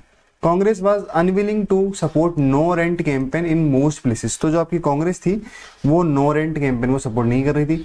So the relationship between the poor peasants and the Congress remain uncertain. तो पुअर पीजेंट्स के साथ आपके रिलेशन सही नहीं थे किनके, हमारे कांग्रेस के। अब बात करते हैं बिजनेस क्लास की। देखिए बिजनेस क्लास को समझने के लिए आपको पहले यहाँ पर एक सिंपल सा कॉन्सेप्ट समझाता हूँ मैं कि दिक्कत क्या थी बिजनेस क्लास के साथ। देखिए बिजनेस क्लास के साथ या किसी भी आप मान सकते हो कि जो भी एक व्यापारी था भारत में, उसको समस्या क्या आती थी। देखिए जनरली क्या होता है, मान लीजिए एक कंट्री है ए और दूसरी कंट्री है बी, और ये दोनों ही क्या करते हैं, कहीं ना कहीं कपड़ा बनाते हैं। ठीक है, क्लॉथ की फैक्ट्री है दोनों के पास ही। ठीक है, यहां भी कपड़ा बन रहा है और यहां भी कपड़ा बन रहा है, और ये दोनों एक दूसरे को कपड़ा बेच रहे हैं। पर यहां पर एक खास बात यह है कि जो बी है ना, वहां पर है ना कपड़ा मशीनों से बनता है। ठीक है, मशीनों से इन द सेंस फैक्ट्री में बन रहा है, और यहाँ पर बहुत बड़े लेवल पर प्रोडक्शन हो रहा है। तो यहाँ पर जो कपड़े की प्राइस है ना वो बहुत कम है। यहाँ पे क्या है कपड़े की प्राइस, यहाँ पर कपड़े की प्राइस बहुत कम है, और वहीं पर जो बी कंट्री है वो यहाँ पर मैनुअली कपड़ा बना रही है, हाथ से बना रही है। ठीक है, अब मैनुअल बन रहा है तो कपड़ा क्या होगा, थोड़ा कॉस्टली होगा, महंगा होगा। अब इस सिचुएशन में अगर बी आपकी ए कंट्री में कपड़ा बेचे तो जाहिर सी बात है बी का कपड़ा सस्ता होगा, और ए का जो कपड़े का मार्केट है वो नहीं चलेगा। तो जो हाथ से कपड़ा बनाने वाले हैं वो क्या चल जाएंगे, वो लॉस में चल जाएंगे, और आपका बी है वो सीधा सीधा क्या रहेगा आपका, वो प्रॉफिट में रहेगा। और इस तरह से वो ए का पूरा मार्केट क्या कर देगा, खत्म कर देगा। तो इस सिचुएशन में क्या होता है, जनरली जो ए की गवर्नमेंट है, जो एक कंट्री की गवर्नमेंट है, वो क्या करती है, वो जो ये कपड़ा आ रहा है, मान लीजिए इस कपड़े की कीमत 50 रुपए है। ठीक है, और भारत और ए के अंदर वो कपड़ा 100 रुपए का मिल रहा है, तो ये ए की गवर्नमेंट इसके ऊपर 50 रुपीज का क्या लगा देती है, टैक्स लगा देती है, जिससे कपड़े की कीमत क्या हो जाए, बराबर हो जाए। ठीक है, और इस वजह से आपका ए का जो मार्केट है वो भी क्या रहे, सेफ रहे। तो ये वाली सिचुएशन सेम भारत में थी। जो भारत था वो आपकी कंट्री क्या था, वो ए है। यहां पर जो ए है वो कौन है आपकी, वो है आपका इंडिया। ठीक है, और बी है वो कौन है आपका, वो है ब्रिटेन। ए यहाँ पे आपका इंडिया है और बी है यहाँ पे ब्रिटेन। अब ए के अंदर जो प्रोडक्ट तैयार होते थे वो जनरली छोटे लेवल पर होते थे, कहीं ना कहीं फैक्ट्रीज की भी कमी थी। वहीं पर बी में जो प्रोडक्ट तैयार होता था, मतलब ब्रिटेन में जो प्रोडक्ट तैयार होता था, वो बड़े लेवल पर तैयार होते थे, बड़ी फैक्ट्रियों में तैयार होते थे, तो वो सस्ते होते थे, क्योंकि इंडिया के अंदर भी ब्रिटिश गवर्नमेंट ही थी। ठीक है, इंडिया के अंदर भी ब्रिटिश गवर्नमेंट थी, तो ब्रिटेन से जो भी प्रोडक्ट आता था उसके ऊपर वो कोई टैक्स नहीं लगाती थी, और इंडिया को कहीं ना कहीं कंपटीशन करना पड़ता था मशीनों में बनी हुई प्रोडक्ट्स किससे, या फिर आप कह सकते हो जो बड़े लेवल पर डेवलप्ड कंट्री है उसने जो प्रोडक्ट तैयार किया है उससे। तो इंडिया का प्रोडक्ट उतना सस्ता और अच्छा नहीं होता था, और इंडिया के मार्केट को प्रोटेक्शन नहीं दे रही थी ब्रिटिश गवर्नमेंट। तो बिजनेसमैन की ये दिक्कत थी कि यार हमारे मार्केट को क्या दिया जाए, प्रोटेक्शन दिया जाए, थोड़ा सा जो भी ब्रिटेन से माल आ रहा है उसके ऊपर क्या लगाया जाए, टैक्स लगाया जाए, जिससे हमारा जो मार्केट है वो सेफली हम भी क्या कर पाए, ग्रोथ कर पाए। क्योंकि एक टाइम पर तो दोनों बराबर तो आए, तभी तो आप बराबर चीजें कर सकते हो। जब तक बराबर नहीं, तब तक प्रोटेक्शन की जरूरत पड़ेगी ना। तो प्रोटेक्शन की डिमांड कर रहे थे इंडिया के बिजनेसमैन के, हमारे मार्केट को प्रोटेक्शन दी जाए, ताकि जो ब्रिटेन के कहीं ना कहीं बिजनेसमैन हैं वो हमारे मार्केट को टेक ओवर ना कर पाए। ये कहीं ना कहीं डिमांड थी आपके बिजनेसमैन की। अब यहाँ पर हम थोड़ा सा इसको पॉइंट वाइज देख लेते हैं। During the first world war Indian merchants and industrialist had made huge profit become powerful. यहाँ पर एक बात और जान लेनी है आपको कि जब फर्स्ट वर्ल्ड वॉर चल रही थी, जो कि आपकी चल रही थी 1940 से 1918 के बीच में, इस बीच में जो ब्रिटेन के बिजनेसमैन थे वो किसमें इन्वॉल्व हो गए, वो फर्स्ट वर्ल्ड वॉर में इन्वॉल्व हो गए। तो आपके जो इंडस्ट्रियलिस्ट थे उन्होंने काफी अच्छा प्रॉफिट कमाया था जब फर्स्ट वर्ल्ड वॉर के अंदर ब्रिटेन के बिजनेसमैन ब्रिटेन में इन्वॉल्व हो गए थे। तो जाहिर सी बात है 4 साल तक वो वर्ल्ड वॉर में इन्वॉल्व है बिजनेसमैन, और इंडिया का मार्केट क्या हो गया, थोड़ा सा रिलैक्स हो गया है। तो यहाँ पर जो बिजनेसमैन है इंडिया के लोकल, वो प्रॉफिट कमा रहे थे। तो कहीं ना कहीं उस वक्त वो पावरफुल बने, तो कहीं ना कहीं उनकी डिमांड आने लगी कि भैया हमारे को तो हमारे मार्केट में प्रोटेक्शन चाहिए। और जैसा वर्ल्ड वॉर फर्स्ट में था कि लोग वहाँ से प्रोडक्ट नहीं भेज रहे थे, तो सेम कंडीशन अभी बनाओ और टैक्स लगाओ जो भी ब्रिटेन से प्रोडक्ट आ रहा है उसके ऊपर, और हमको प्रोटेक्शन दो। किन on expanding their business they now react against colonial policies restrict business activity. कहीं ना कहीं जो मैंने आपको पॉलिसी बताई ना ब्रिटेन की कि वो प्रोडक्ट बेच रही कोई टैक्स लगा रही, उसके कहीं ना कहीं विरोध में थे आपके कौन, businessman. They wanted protection against imports foreign goods, वो चाहते थे प्रोटेक्शन किससे, जो बाहर से फॉरेन गुड्स आ रही है उनको, उनसे प्रोटेक्शन चाहते थे। और कहीं ना कहीं एक डिमांड और थी उनकी, रूपी स्टर्लिंग फॉरेन एक्सचेंज। जो रूपी स्टर्लिंग फॉरेन एक्सचेंज होता है ना, मतलब कि आपका 1 रुपी कितने, जो ब्रिटेन की करेंसी वो स्टर्लिंग थी, ठीक है, तो 1 रुपी कितने स्टर्लिंग के बराबर होगी।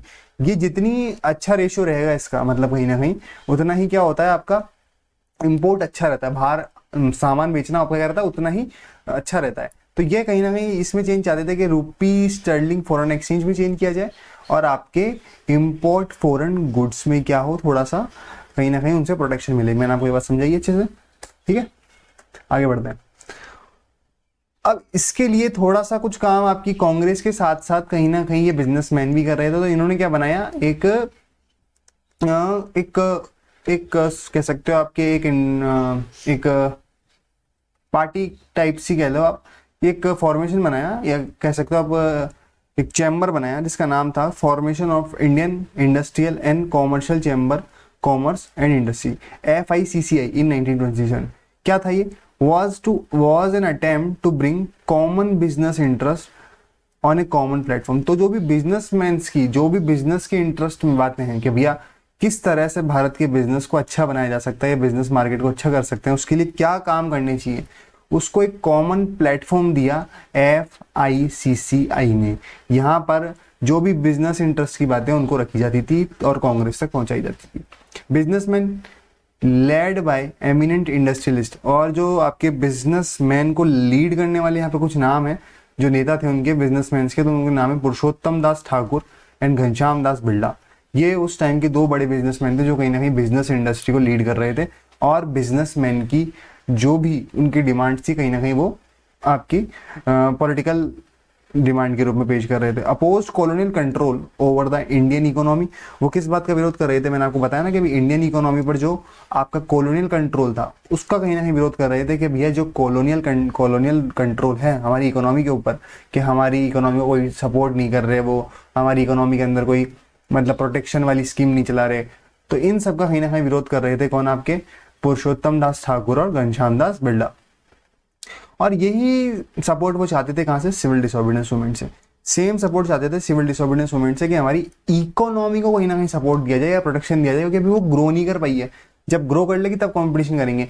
अभी से ही वो हमारे इकोनॉमी के अंदर अगर इस तरह से प्रोडक्ट को सेल करेंगे तो फिर हमारी इकोनॉमी तो कभी ग्रो ही नहीं कर पाएगी, क्योंकि हमारी यहाँ की इकोनॉमी डेवलप नहीं हो पाएगी, तो फिर हम पीछे रहेंगे कहीं ना कहीं।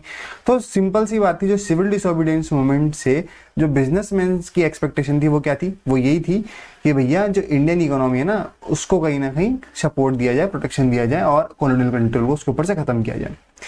दे फाइनेंस द मूवमेंट, और उन्होंने जो बिजनेसमैन थे इस बात के चलते कि अगर मूवमेंट सक्सेसफुल रहा और अगर इंडियन गवर्नमेंट आई, मतलब कांग्रेस अगर पावर में आती है, तो कहीं ना कहीं वो हमारे कह देगी हमारी इकोनॉमी को सपोर्ट मिलेगा। तो इस बात के चलते बिजनेसमैन ने क्या करा, आपके किसको सपोर्ट करा, वो मूवमेंट को कहीं ना सपोर्ट करा और उनको पैसे भी दिए मूवमेंट को रन करने के लिए। रिफ्यूज टू बाय और सेल इम्पोर्ट गुड्स, ताकि वो क्या कर सके, रिफ्यूज कर सकें किस बात को, इम्पोर्ट्स गुड को सेल करना और कहीं ना कहीं बेचना। तो आपने सुना ना कि विदेशी वस्त्रों की होली जलाई थी, जो मतलब बाहर से जो कपड़े आ रहे थे उनकी होली जलाई गई थी, मतलब उनको जला के कहीं ना कहीं उनका विरोध प्रदर्शन किया गया था। तो इस बात से कहीं ना कहीं बिजनेसमैन भी सेटिस्फाई थे कि हाँ चलो कांग्रेस कुछ काम कर रही है इस बात के लिए, तो वो इस बात से उनके सपोर्ट में थे सिविल डिसोबीडियंस मूवमेंट के। और उनकी डिमांड आपको पता ही है कि इंडियन इकोनॉमी के ऊपर से कहीं ना कहीं कंट्रोल खत्म करना चाह रहे थे वो कॉलोनियल कंट्रोल को। But after failure of the round table conference, आपको पता है कि 3 राउंड टेबल कॉन्फ्रेंस हुई, जिसके अंदर हमारे सेकंड राउंड टेबल कॉन्फ्रेंस के अंदर गांधी जी भाग लेने गए थे, जो कि सफल नहीं होती, सक्सेसफुल नहीं होती। और जब वो गांधी जी मूवमेंट को वापस ले लेते हैं तो business group no longer uniformly enthusiastic, और जो बिजनेस ग्रुप्स हैं वो कहीं ना कहीं फीके, वो भी ढीले पड़ जाते हैं कि यार कोई बात ही नहीं हुई, मतलब फालतू में गांधी जी ने मूवमेंट वापस ले लिया, ना कुछ करा ना कुछ हुआ। तो फिर से मूवमेंट को वो एक मतलब जो बिजनेस क्लास है वो दोबारा इन्वॉल्व होने, फिर वो भी कहीं ना कहीं पीछे रहता है। फिर हम बात करते हैं तीसरा जो ग्रुप था हमारा इंडस्ट्रियल वर्कर। तो इंडस्ट्रियल वर्कर्स की बात करूं तो मैं मॉडरेट इंटरेस्ट था। जो इंडस्ट्रियल वर्कर थे ना वो ज़्यादा मतलब बहुत ज़्यादा इन्वॉल्व नहीं थे, बहुत कम लेवल पे कह सकते हो, आपके मीडियम लेवल पे कह सकते हो। जो आपके इंडस्ट्रियल वर्कर थे वो किस में इन्वॉल्व थे? सिविल डिसोबीडियंस मूवमेंट में। इट वॉज बिकॉज, सीधी सी बात वही वाली जो अभी मैंने पीछे देखा था ना कि भैया रिच पीजेंट और पुअर पीजेंट की बीच थी कि भैया एक को सपोर्ट करोगे तो उधर गाड़ी झुक जाएगी, उधर गाड़ी बिगड़ेगी, और इधर करोगे तो उधर बिगड़ेगी। तो किसी एक को ही कर सकते हो आप, मतलब एक तरफ कुआ एक तरफ खाई वाली बात है, बीच में चलना पॉसिबल नहीं है। सॉरी गलत हो गया जो भी एग्जांपल था ये, पर सिंपल सी बात यह है कि आप किसी एक ही पार्टी को पकड़ सकते हो, दूसरी पार्टी को नहीं पकड़ सकते आप। अगर इसको पकड़ोगे तो वो नाराज, उसको पकड़ोगे तो ये नाराज। तो सिंपल सी बात है, जो इंडस्ट्रियल वर्कर हैं ये काम कहाँ करते हैं? ये किसकी इंडस्ट्री में काम कर रहे हैं? इंडियन इंडस्ट्री में तो काम कर रहे हैं, जो कि बिजनेसमैन है। अब कांग्रेस क्योंकि बिजनेसमैन को सपोर्ट कर रही है तो ऑब्वियसली जो इंडस्ट्रियल वर्कर्स होंगे उनको सपोर्ट करने पर कहीं ना कहीं आपके बिजनेसमैन नाराज होंगे। और आपको पता है कि बिजनेसमैन कांग्रेस को फंड दे रहे थे, पैसा आते ही तो आंखें खुल जाती है सबकी। तो कहीं ना कहीं जो इंडस्ट्रियल वर्कर हैं उनको इतना सपोर्ट नहीं कर रही थी कांग्रेस, क्योंकि बिजनेसमैन को सपोर्ट कर रही थी। तो यहाँ पर जो इंडस्ट्रियल वर्कर थे वो भी कहीं ना कहीं थोड़ा मॉडरेट इंटरेस्ट ही दिखा रहे थे। It was because industrialist were closer to the Congress, क्योंकि जो आपके इंडस्ट्रियलिस्ट थे, बिजनेसमैन थे, वो किसके क्लोजर थे? कांग्रेस के क्लोजर थे। The workers were exploited by the industrialist. और जो वर्कर्स है उनका कहीं ना कहीं एक्सप्लोजन तो होता ही था इंडस्ट्री के अंदर, जाहिर सी बात है, काम के घंटे ज़्यादा थे और कोई सोशल सिक्योरिटीज़ भी नहीं थी। तो इन सब की डिमांड कर रहे थे आपके इंडस्ट्रियल वर्कर। और इन सब से अगर इन सब की डिमांड को पूरा किया जाएगा तो कहीं ना कहीं बिजनेसमैन को घाटा है। तो बिजनेसमैन को घाटा है तो फिर वही वाली बात, तो कांग्रेस यहाँ पे बिजनेसमैन को सपोर्ट कर रही है बजाय इंडस्ट्रियल वर्कर्स के। But some workers specially in Nagpur region selectively participate in the movement. तो आप कह सकते हो कुछ कुछ जगहों पे, बहुत सेलेक्टिवली जगहों पर कहीं ना कहीं आपके इंडस्ट्रियल वर्कर पार्टिसिपेट कर रहे थे, जैसे नागपुर रीजन के अंदर कर रहे थे। तो यहाँ की कुछ स्पेसिफिक बातें रही होंगी जो हमको जाननी नहीं है, हमें सिर्फ इतना जानना है कि जो नागपुर रीजन थे वहाँ के जो वर्कर्स थे वो आपके सिविल डिसोबीडियंस मूवमेंट में इन्वॉल्व थे। Okay, Congress did not want to alliance the industrialist and hence preferred keep the workers demand at bay. तो बेसिकली जो आपकी कांग्रेस थी वो इंडस्ट्रियलिस्ट की साथ थी, इसलिए वो वर्कर्स की डिमांड को बे में, मतलब कहीं ना कहीं नजरअंदाज कर रही थी। Railway workers, clock workers, the tin mine workers and Chota Nagpur participate in the movement. और आपके यहाँ पर जो रेलवे वर्कर हैं, क्लॉक वर्कर्स हैं, माइन वर्कर्स हैं, ये कहीं ना कहीं किस में इन्वॉल्व थे? आपके सिविल डिसोबीडियंस मूवमेंट में इन्वॉल्व थे। छोटे लेवल पर, ज्यादा बड़े लेवल पर नहीं है, मॉडरेट लेवल पर आपके इन्वॉल्व है। पूरे जो वर्कर कम्युनिटी कहीं ना कहीं वो सिविल डिसोबीडियंस मूवमेंट में नहीं इन्वॉल्व हो पाई थी, बिकॉज ऑफ, क्योंकि जो आपकी कांग्रेस थी वो इंडस्ट्रियलिस्ट के साथ सपोर्ट कर रही थी। आपका चौथा सोशल ग्रुप है वो है आपका वुमेन्स पार्टिसिपेशन। अब women also participate in the civil disobedience movement in large number. अब जो यहाँ पर आपकी वुमेन्स बड़े लेवल पार्टिसिपेट कर रही है, क्यों भाई? पहले तो ये जान लीजिए कि कौन सा, मतलब वुमेन्स के अंदर भी दो कैटेगरी है आपकी, हाई कास्ट फैमिलीज और आपकी रिच पीजेंट हाउस होल्ड। तो जो हाई कास्ट, कहीं ना कहीं जो अर्बन एरियाज के अंदर जो नीची जाति की महिलाएं थी वो तो पार्टिसिपेट नहीं कर रही थी मूवमेंट में। यहाँ पे कौन कर रहा है? यहाँ पर आपकी जो ऊंची जाति की हाई कास्ट फैमिलीज है ना वो शहरी इलाकों में पार्टिसिपेट कर रही हैं, और वहीं पर जो गांव है वहां पर क्या है, वहां पर रिच पीजेंट जो अमीर किसान है उनकी महिलाएं कहीं ना कहीं आपको यहाँ पर सिविल डिसोबीडियंस मूवमेंट में भाग लेती नजर आएंगी। Women's were inspired by Gandhi ji college. और ये जो कहीं ना कहीं वुमेन्स पार्टिसिपेट कर रही थी इसके पीछे वजह थी गांधी जी। गांधी जी ने कहीं ना कहीं महिलाओं को इस बात के लिए प्रोत्साहित किया कि वो मूवमेंट में भाग ले। They began to see service to the nation and their sacred duty. उन्होंने बोला कि ये आपकी एक जिम्मेदारी है, मतलब पवित्र जिम्मेदारी है कि आप नेशन के अंदर, नेशन को कहीं ना कहीं आज़ाद कराने में, देश की आज़ादी के लिए, कहीं ना कहीं स्वराज को लाने के लिए क्या करें, वुमेन्स भी इन्वॉल्व हो। कहाँ पर? सिविल डिसोबीडियंस मूवमेंट में। तो गांधी जी की कॉल पर या गांधी जी के इस बात को इनिशिएट करने पर कहीं ना कहीं जो वुमेन्स है वो पार्टिसिपेट कर रही थी। ओनली इन्होंने सिर्फ मूवमेंट में ही पार्टिसिपेट किया, ऐसा नहीं है कि उस टाइम पर जो वुमेन्स है उनकी कहीं ना कहीं सोशल जो मतलब सोशल कंडीशन है वो बहुत अच्छी हो गई थी या फिर उनको बहुत सारे राइट्स मिल गए थे, ऐसा कुछ नहीं। सिर्फ गांधी जी ने स्वराज को लाने के लिए कहीं ना कहीं वुमेन्स को भी इनवाइट किया किसके अंदर, सिविल डिसोबीडियंस मूवमेंट में। और उसी की वजह से जो हाई कास्ट है, हाई कास्ट फैमिलीज की वुमेन्स हैं वो नेशनल सिविल डिसोबीडियंस मूवमेंट में पार्ट करती हैं, और रिच पीजेंट्स की हाउस होल्ड कहीं ना कहीं। But for a long time Congress were reluctant to give any position of authority to woman within the organisation. ये जो मैंने आपको बताया ना कि कहीं ना कहीं अभी भी समाज के अंदर वुमेन्स की इतनी अच्छी मतलब स्थिति नहीं थी, तो उसका एग्जाम्पल यहाँ पे देखिए, कांग्रेस लंबे समय तक किसी भी अच्छे पद को या फिर किसी भी ऊंचे पद पर किसी भी वुमन को अपॉइंट नहीं किया था। The Congress only wanted their symbolic representation. बस वही चाहते थे कि कहीं ना कहीं वुमेन्स का एक पार्टिसिपेशन हो जाए मूवमेंट में, ताकि ऐसा लगे कि हाँ देश की औरतें भी कहीं ना कहीं पार्टिसिपेट कर रही हैं सिविल डिसोबीडियंस मूवमेंट में, और भारत का हर ग्रुप कहीं ना कहीं इन्वॉल्व है इस मूवमेंट के अंदर। ठीक है, तो यहाँ आपके ये चारों ग्रुप्स का पार्टिसिपेशन मैंने आपको समझा दिया है। अब हम जानने वाले हैं कि इस मूवमेंट की क्या कहीं ना कहीं कमियां थी जिस वजह से ये सक्सेसफुल नहीं हो पाया, क्या लिमिट्स रही सिविल डिसोबीडियंस मूवमेंट की। तो यहाँ पर हमारे इस बात को समझने से पहले आप जानिए कि कौन सा सोशल ग्रुप था जो इस मूवमेंट में इन्वॉल्व नहीं था। तो उसमें आपके दो बड़े सोशल ग्रुप हैं, एक तो आपके अनटचेबल्स जिन्हें आप दलित भी कह रहे हैं, और second is Muslim political organisation. मतलब मैं यहाँ पे मुस्लिम्स नहीं बोल रहा हूँ, सिविल डिसोबीडियंस मूवमेंट में मुस्लिम इन्वॉल्व थे कहीं ना कहीं। कौन इन्वॉल्व थे? मुस्लिम पॉलिटिकल ऑर्गेनाइजेशन इन्वॉल्व नहीं थी आपकी यहाँ पर। ठीक है, तो ये दो सोशल ग्रुप्स हैं जो आपके इन्वॉल्व नहीं थे। ये लिमिट्स रही इस सिविल डिसोबीडियंस मूवमेंट की।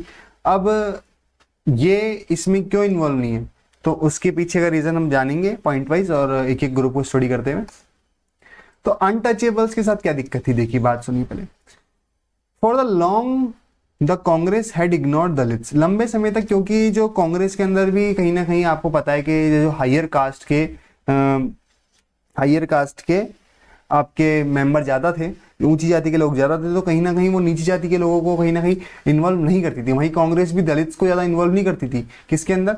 क्योंकि वो डरती थी, फियर ऑफ ऑफेंडिंग द सनातनीज। कहीं ना उनको डर लगता था कि जो हमारे अपर कास्ट वाले हैं वो कहीं ना कहीं फिर कांग्रेस का विरोध करेंगे। The conservation high cast Hindus, जो हाई कास्ट हिंदूज से उनसे कहीं ना कहीं डर था कांग्रेस को, इस वजह से लंबे समय तक दलित्स का सपोर्ट नहीं कर रही थी Congress. But Mahatma Gandhi declared that Swaraj would not come for 100 years if untouchability was not eliminated. पर गांधी जी को एहसास हुआ इस बात का कि अगर हम ये जो अनटचेबिलिटी है इसको परफॉर्म करते रहेंगे हमारी सोसाइटी में, जो कि एक मतलब एक श्राप है हमारी सोसाइटी के लिए, तो इससे हमारी सोसाइटी कभी, मतलब ये हमारा देश है वो कभी भी आज़ाद नहीं हो पाएगा। किससे? ब्रिटिश रूल से। He called the untouchables Harijans. और यहीं पर गांधी जी जो अनटचेबल्स हैं उनको क्या नाम देते हैं? हरिजन्स नाम देते हैं। दलित्स को क्या बुलाते हैं? अब हरिजन्स बुलाते हैं। एंड इसका मतलब क्या होता है? हरिजन का मतलब होता है चिल्ड्रन ऑफ गॉड। ठीक है, मतलब भगवान की संतान।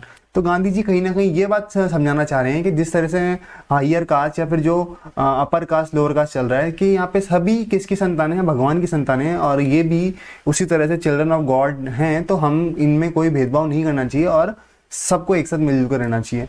तो organise satyagraha to secure them entry into temples and access to public wells, tanks, road and schools. और गांधी जी ने कहीं ना कहीं हरिजन्स या फिर आप कह सकते हो दलित्स को प्रमोट करने के लिए, उनको इक्वल ट्रीटमेंट दिलाने के लिए क्या करा? मंदिरों में एंट्री दिलवाने के लिए उनको मूवमेंट चलाए। एंड गांधी जी ने खुद पब्लिक वेल्स, टैंक्स, रोड्स, इनमें यहाँ पे साफ सफाई करी ताकि उस काम की डिग्निटी बढ़ सके। कि जो जिस काम को आप नीचा समझ रहे हो कि भैया अब मतलब सार्वजनिक चीज़ों को साफ सफाई करना या फिर टॉयलेट्स की साफ सफाई करना, ये सब जो नीचे काम समझ रहे हो, ये सब क्या है? इन सब जो वर्क है उसकी इतनी इंपॉर्टेंस है जितनी दूसरे कामों की है। तो कहीं ना कहीं गांधी जी उस काम को डिग्निफाई करने के लिए खुद इन्वॉल्व हुए उन वर्क्स के अंदर।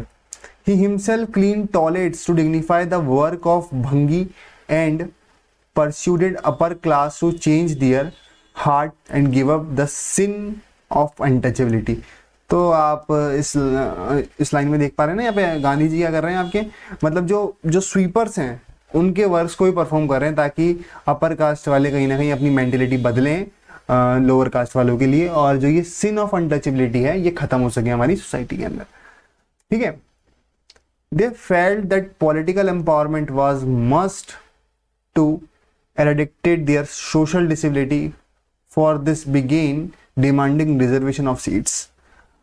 अब यहाँ पर एक नए नेताजी आते हैं जिनको आप बचपन से सुनते आ रहे हैं, डॉक्टर बी आर अम्बेडकर।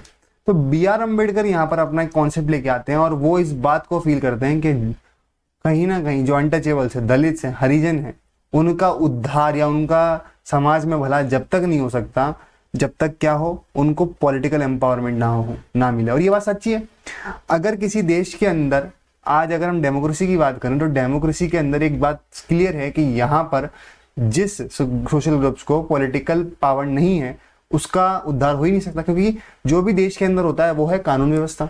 जो सोशल ग्रुप पार्लियामेंट के अंदर उपस्थित नहीं है तो उसके लिए कोई नए रूल्स पास नहीं करेगा, उनकी कोई बात ही नहीं करेगा, उनके कोई मुद्दे ही नहीं रखेगा, तो उनका भला हो ही नहीं सकता। तो सिमिलरली यहाँ पर भी जो पॉलिटिकल एम्पावरमेंट है, कहीं ना कहीं पॉलिटी में इन्वॉल्व ही नहीं है आपके दलित। तो यहाँ पर डॉक्टर बी आर अम्बेडकर ये कॉन्सेप्ट लेके आते हैं कि भैया हमें क्या चाहिए, हमें तो रिजर्वेशन चाहिए कि यहाँ पर एजुकेशन इंस्टीट्यूशन के अंदर और लेजिस्लेटिव काउंसिल्स के अंदर कहीं ना कहीं रिजर्वेशन की बात उठी। जो डॉक्टर बी आर अम्बेडकर थे उन्होंने इस बात को सामने रखा कि हमें तो जो आपका लेजिस्लेटिव असेंबली है, जहाँ पे कानून बनता है देश के लिए, और जो एजुकेशनल इंस्टीट्यूशन है जहाँ पढ़ाई लिखाई होती है, वहाँ पर क्या होना है, हमें रिजर्वेशन चाहिए, हमारे लिए सीट बुक होनी चाहिए, तो ताकि अपर कास्ट वाले उसको डोमिनेट ना कर सके। Doctor B R Ambedkar and depressed class association. तो यहाँ पर डॉक्टर बी आर अम्बेडकर ने इस बात को सामने रखने के लिए एक पार्टी बनाई जिसका नाम था depressed class association. Doctor B R Ambedkar form depressed class association in 1930। 1930 में गांधी जी ने क्या बनाया, अपना डिप्रेस्ड क्लास एसोसिएशन बनाया एंड डिमांड सेपरेट इलेक्टोरेट्स। देखिए यहाँ पर जो सेपरेट इलेक्टोरेट्स है, ये क्या होता है, सेपरेट इलेक्टोरेट्स का मतलब होता है कि एक ऐसा इलेक्टोरेट रीजन बनाना जहाँ पर दलित सी क्या होंगे, कहीं ना कहीं पार्टिसिपेट करेंगे, भाग लेंगे किसके अंदर, आपकी पॉलिटिकल एक्टिविटी के अंदर, और वहाँ पर वोटिंग जो मतलब चुनाव होंगे ना, इलेक्शन होंगे, उसमें दलित सी भाग लेंगे और दलित उनको वोट देंगे। तो कहीं ना कहीं ये सेपरेट इलेक्टोरेट्स की डिमांड कर रहे थे कौन, डॉक्टर बी आर अम्बेडकर। जिस बात से गांधी जी बहुत नाराज हो गए। भाई साहब, गांधी जी को लगा कि इस तरह से देश बढ़ जाएगा, हिंदू मुस्लिम में पहले ही बटा हुआ है और ये दलित वाला कॉन्सेप्ट आएगा तो और ज्यादा मामला खराब हो जाएगा कि इस तरह से तो मतलब दलित वाले अपना ही रीजन बना लेंगे और देश के टुकड़े हो जाएंगे। तो गांधी जी इस बात से बहुत नाराज थे, और but he agree with Gandhi ji and dropped his demand for a separate electorates. तो यहाँ पर एक बात समझिए पहले क्या होता है। अब बात यह है कि जब डॉक्टर बी आर अम्बेडकर इस बात को कहाँ पर रखते हैं, राउंड टेबल कॉन्फ्रेंस के अंदर। आपको पता ना कि राउंड टेबल कॉन्फ्रेंस हो रही थी, जब मैंने बताया था कि डॉक्टर बी आर अम्बेडकर ने भाग लिया था उसके अंदर, और वहाँ पर कहीं ना कहीं इसका एक मेजर इंपैक्ट पड़ेगा, मैं बोल रहा था वहाँ पे। तो वहाँ पर यही वाली बात कर रहा था मैं कि जो डॉक्टर बी आर अम्बेडकर थे जब वो राउंड टेबल कॉन्फ्रेंस में थे तो उन्होंने सेपरेट इलेक्टोरेट्स की बात रखी कि भैया हमें तो अलग इलेक्टोरेट्स रीजन चाहिए हमारे लिए, जहाँ पर सिर्फ दलित सी क्या लें, इलेक्शंस के अंदर भाग लें और दलित सी वोट डालेंगे उनके लीडर को। तो मतलब बेसिकली इस बात से देश के टुकड़े होने की संभावना थी कहीं ना कहीं, जहाँ दो रखेंगे कहीं लोग तीन हो जाते क्या पता। पर गांधी जी इस बात से नाराज हो जाते हैं और क्या करते हैं, वो भैया पूना में जेल में होते हैं। जिस वक्त ये वाली बात हो रही होती है ना, उस वक्त गांधी जी कहाँ होते हैं, जेल में होते हैं। तो गांधी जी जेल में होते हैं तो गांधी जी डॉक्टर बी आर अम्बेडकर को बुलाते हैं और मतलब गांधी जी पहले अनशन में बैठ जाते हैं, भूखे रहने लग जाते हैं कि भैया अगर देश में ऐसा कुछ हुआ तो मैं भूखे रह के अपने प्राण त्याग दूंगा। तो इस बात के चलते जो डॉक्टर बी आर अम्बेडकर है वो गांधी जी से मिलने जाते हैं, कहाँ पर, पूना की यरबदा जेल के अंदर। और उनके बीच में कहीं ना कहीं एक पैक्ट साइन होता है, एक संधि होती है, और उस संधि में ये लिखा हुआ होता है कि जब देश आज़ाद होगा या फिर देश के अंदर जो भी लेजिस्लेटिव काउंसिल बनेगी, एजुकेशन इंस्टीट्यूशन बनेंगे, उनके अंदर हम आपको क्या देंगे, रिजर्वेशन देंगे। रिजर्वेशन का मतलब में सीधी सी बात यह है कि अगर किसी इंस्टीट्यूशन में 100 सीट हैं तो उसमें से 20-25 सीटें, मतलब अकॉर्डिंग टू पॉपुलेशन आपको कुछ सीट्स फिक्स आपके लिए ही रखी जाएगी। इसी तरह से हम क्या करेंगे, या हमारी जो लेजिस्लेटिव काउंसिल होगी या जो भी पार्लियामेंट होगी उसके अंदर भी क्या होंगी, कुछ परसेंटेज हम शेड्यूल कास्ट के लिए या फिर नीची जाति वालों के लिए क्या कर देंगे, फिक्स कर देंगे। किसके लिए, के रिजर्वेशन के तौर पर कि रिजर्व है आप ही को मिलेगी, इस बात का कॉन्सेप्ट कहीं ना कहीं गांधी जी ने डॉक्टर बी आर अम्बेडकर के साथ रखा और डॉक्टर बी आर अम्बेडकर इस बात पर कंप्लीटली एग्री कर गए। तो ये जो एक्ट हुआ जहां पर रिजर्वेशन का कहीं ना कहीं कॉन्सेप्ट है, जो हम आज भी देख रहे हैं कि ना SC ST का जो कहीं ना कहीं रिजर्वेशन है ना, वो यहीं से पूना पैक्ट 1932 में कहीं ना कहीं निकल के आया था ये। ठीक है, तो Poona pact was an agreement between Mahatma Gandhi and doctor B R Ambedkar on behalf depressed class. तो गांधी जी जो थे वो कहीं ना कहीं डॉक्टर बी आर अम्बेडकर के साथ ये पैक्ट साइन करते हैं। डॉक्टर बी आर अम्बेडकर यहाँ किसका कहीं ना कहीं लीड कर रहे थे, वो थे डिप्रेस क्लास को, एंड अपर कास्ट को कहीं ना कहीं महात्मा गांधी यहाँ पर लीड कर रहे थे। On the reservation of electoral seats depress class in the legislative of British India 1932।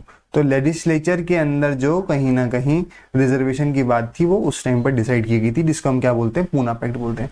It was made on 24 September 1932 at Yerwada central jail in Poona. It was sign by Ambedkar on behalf of depress class. Depress class के behalf पर अम्बेडकर जी ने sign करे, और Madan Mohan Malaviya on behalf of Hindus and Gandhi ji. तो कहीं ना कहीं जो मदन मोहन मालवीय थे वो यहाँ पर सिग्नेचर करते हैं। गांधी जी जेल में थे इसलिए गांधी जी साइन नहीं करे, और गांधी जी बेसिकली पॉलिटिकल एक्टिविटी में भाग डॉक्यूमेंटेशन में नहीं लेते थे, वो किसी भी पद पे भी नहीं था कांग्रेस में, वो जनरली बस वर्क करते थे। तो वैसे ही जो मदन मोहन मालवीय थे उन्हीं ने आपका क्या करा, सिग्नेचर करा थे यहाँ पर पूना पैक्ट के ऊपर। This pact provided the depress class reservation of seats in provincial and central legislator council but they went to be voted by the general electorate। और यहाँ पर जो मैंने आपको बताया था ना सेपरेट इलेक्टोरल के, दलित सी क्या करेंगे, दलित नेता के लिए भाग देंगे, वो वाली बात खत्म हो गई। अब यहाँ पर अगर मान लीजिए कोई दलित नेता खड़ा भी हो रहा है किसी रीजन से इलेक्शन के अंदर, तो वहां पर उसको चाहे अपर कास्ट वाला हो चाहे लोअर कास्ट वाला, दोनों से वोट दे सकते हैं। इस तरह का कॉन्सेप्ट कहीं ना कहीं पूना पैक्ट के बाद इंट्रोड्यूस हो गया था आपकी इंडिया के अंदर। तो पूना पैक्ट क्या था, पूना पैक्ट हमारा कहीं ना कहीं महात्मा गांधी और डॉक्टर बी आर अम्बेडकर के बीच में एक संधि थी जहां पर रिजर्वेशन का कॉन्सेप्ट लाया गया था। ठीक है, और ये कब साइन हुआ था, 1932 में, सितंबर 1932 में यरवदा जेल के अंदर। ठीक है, तो यहाँ पर आपका ये इस तरीके से एक कॉन्सेप्ट था जो मैंने आपको बताया कि किस तरह से अनटचेबल्स दूर थे सिविल डिसोबीडियंस मूवमेंट से, और उसके पीछे वजह क्या थी, कहीं ना कहीं उनको इग्नोर करना। तो उसका कहीं समाधान भी किस तरह से किया गांधी जी ने, वो बता दिया मैंने आपको। अब हम बात करने वाले हैं हमारे सेकंड सोशल ग्रुप की जो सिविल डिसोबीडियंस मूवमेंट से दूर रहा था, वो था हमारा मुस्लिम political leaders and Muslim community.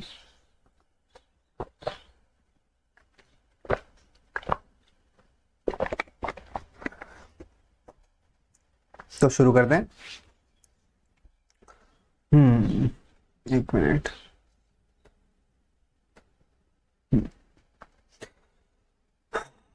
There were Muslim political organization in India who were not very keen to be part of civil disobedience movement।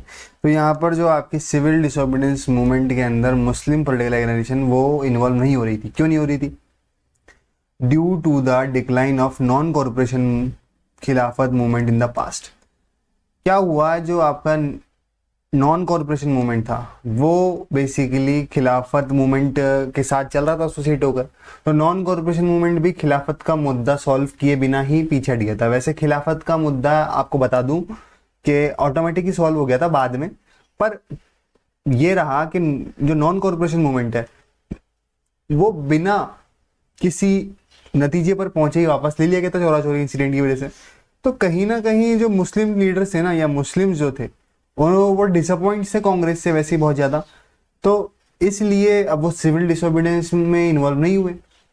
और इसके पीछे और भी पॉलिसीज रही, जैसे जो ब्रिटिशर्स थे कहीं ना कहीं उन्होंने हिंदू मुस्लिम को बांटने का काम किया था, और वो कैसे किया ये अपने आप की अलग कहानी है। पर कहीं ना कहीं यहाँ पर कुछ कानून, कुछ ऐसी पॉलिसीज के थ्रू जो ब्रिटिशर्स थे ना, उन्होंने हिंदू मुस्लिम को बांट दिया। आपको पता ही ना जो ब्रिटिशर्स थे वो किस पॉलिसी को फॉलो करते थे, बांटो और राज करो। उनको पता था जब तक हिंदू मुसलमान एक रहेंगे, देश यूनिटी रहेगी, तो हम इनके ऊपर कभी भी रूल नहीं कर पाएंगे ढंग से, सही से।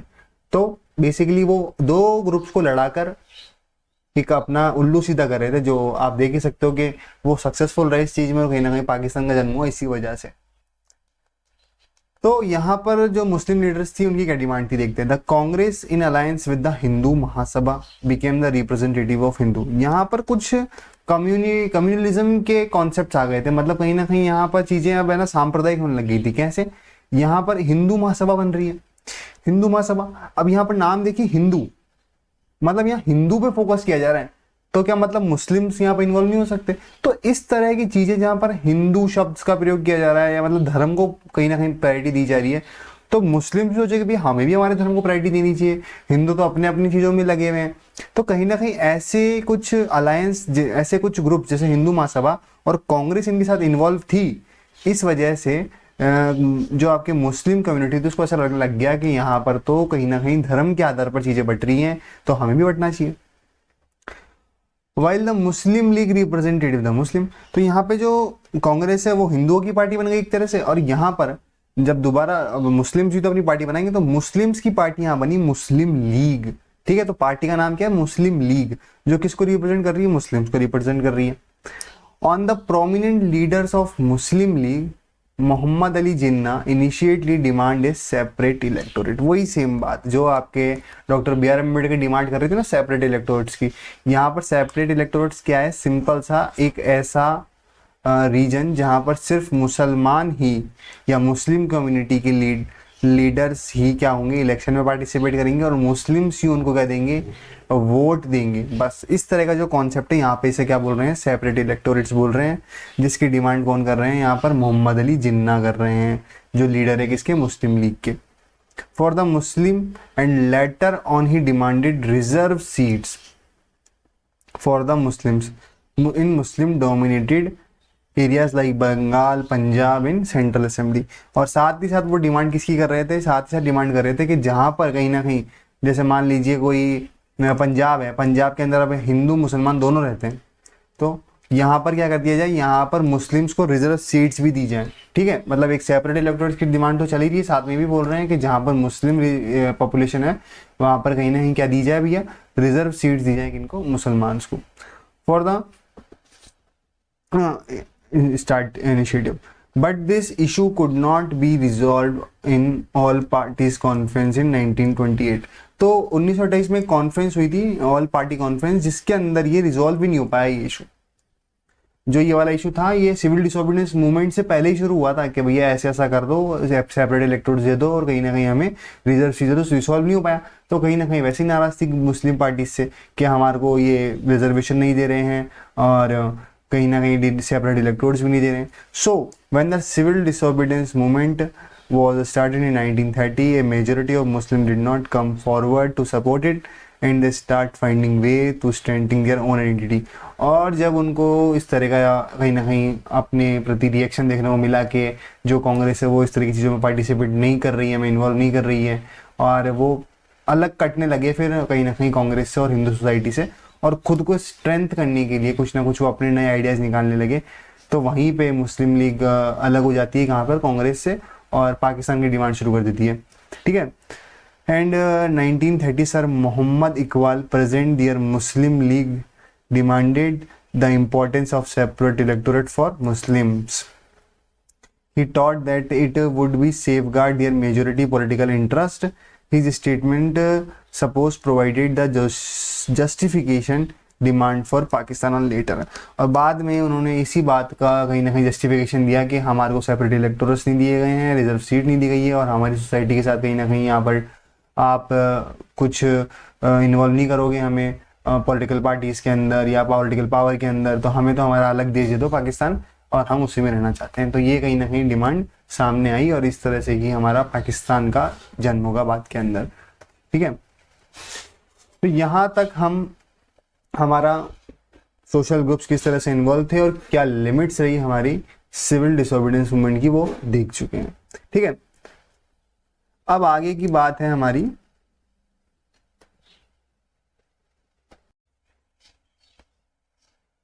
तो यहाँ पर कहीं ना कहीं अब हमारे दो मूवमेंट्स थे, जो सिविल डिसोबीडियंस मूवमेंट और नॉन कॉर्पोरेशन मूवमेंट, ये हम देख चुके हैं। अब हमारा चैप्टर का लास्ट पार्ट है जो कहीं ना कहीं बहुत इंपॉर्टेंट भी है और चीज़ों को कहीं ना कहीं अब सम अप करने जा रहे हैं हम। तो हमारा चैप्टर जो शुरू हुआ था वो नेशनलिज्म के शुरू हुआ था कि नेशनलिज्म कैसे इंडिया में स्प्रेड हुआ। हमारा मेन मोटिवेशन यहाँ पर मूवमेंट्स पढ़ना नहीं था। मूवमेंट्स हमने इसलिए पढ़े क्योंकि कहीं ना कहीं उसने देश को यूनाइट किया, इसलिए हमने सिविल डिसोबीडियंस मूवमेंट और नॉन कॉर्पोरेशन मूवमेंट देखा और कुछ मेजर बातें जाने अनजाने में हमने उनमें सीख ली और हमारे देश के मूवमेंट्स के बारे में भी देख लिया। पर हमारा जो मेन मोटो था वो यहाँ पर क्या था, वो नेशनलिज्म को समझना था कि नेशनलिज्म कैसे डेवलप हुआ इंडिया में। तो मूवमेंट्स ने अपना रोल प्ले किया। अब सिर्फ ऐसा नहीं है कि जो हमारे मूवमेंट्स थे उन्होंने देश को कलेक्टिविटी या फिर कहीं ना कहीं एक नई पहचान दी और भारत का जो कॉन्सेप्ट है वो वहाँ से निकल के आया।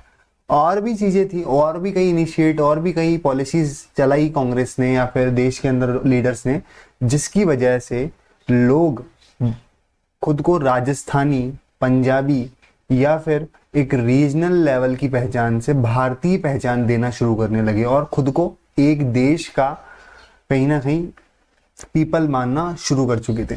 तो जो नेशनलिज्म, अब यहाँ पे हम वही पढ़ने जा रहे हैं, the sense of collective belonging, कैसे लोगों के अंदर वो कलेक्टिव बिलोंगिंग डेवलप हुई, कैसे वो खुद को एक दूसरे से जुड़ा हुआ समझने लगे।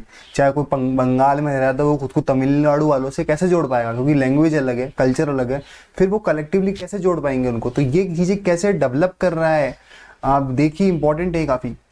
Nationalism spreads when people begin to believe, जब लोग इस बात में बिलीव करने लग गए कि वो क्या है, all part of the same nation, हम सब एक ही नेशन के पार्ट है, ये जब उन्होंने बिलीव करना शुरू किया ना, तब जाके आपका नेशनलिज्म स्प्रेड करता है।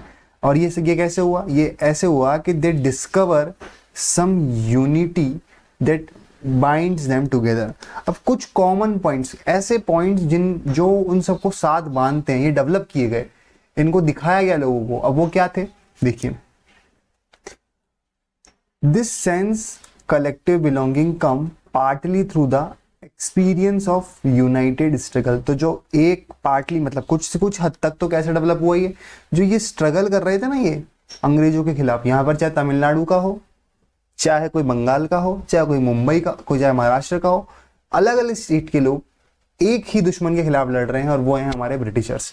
तो यहाँ पर जो यूनाइटेड स्ट्रगल्स हुए, इसने कहीं ना कहीं पार्टली या कह सकते हैं आप एक बड़े लेवल के ऊपर लोगों के अंदर एक कलेक्टिव बिलोंगिंग डेवलप कर दी और लोग खुद को एक देश का समझने लगे। क्योंकि भारत का दुश्मन कौन, ईस्ट इंडिया कंपनी या ब्रिटिशर्स, ब्रिटेन वाले, और उनके अपोज में कौन आ गया, इंडिया, ना कि कोई राजस्थान, ना कि कोई बंगाल, ना कि कोई महाराष्ट्र। यहाँ पर पूरा का पूरा भारत एक ही दुश्मन से लड़ रहा, तो लोग खुद को एक ही समझने लगेंगे, हम सब क्या है, एक हैं। तो ये कलेक्टिव बिलोंगिंग कहीं ना कहीं इस यूनाइटेड स्ट्रगल की वजह से डेवलप हुई।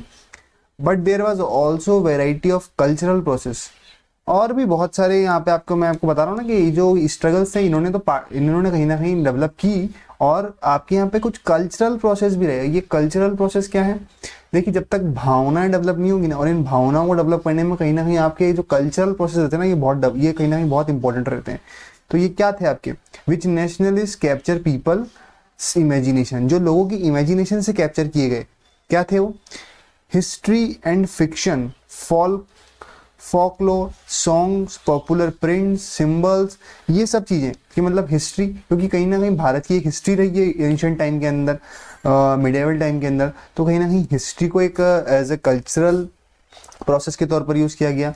फिक्शंस, फोकलोर मतलब जो लोक कथाएं होती है वो, सॉन्ग्स, गानों को, पॉपुलर प्रिंट्स, और कहीं ना कहीं ऐसे प्रिंट्स लेके आए गए जो कहीं ना कहीं लोगों को जोड़ पाए, और ऐसे कुछ सिंबल्स मतलब फ्लैग हो गया, या कुछ ऐसे सिंबल्स हो गए, जैसा फ्रेंच रिवॉल्यूशन में देखा था ना आपने कि फ्रेंच रिवॉल्यूशन में कैसे कुछ सिंबल्स डेवलप हुए थे फ्रांस के अंदर जो लोगों को जोड़ रहे थे।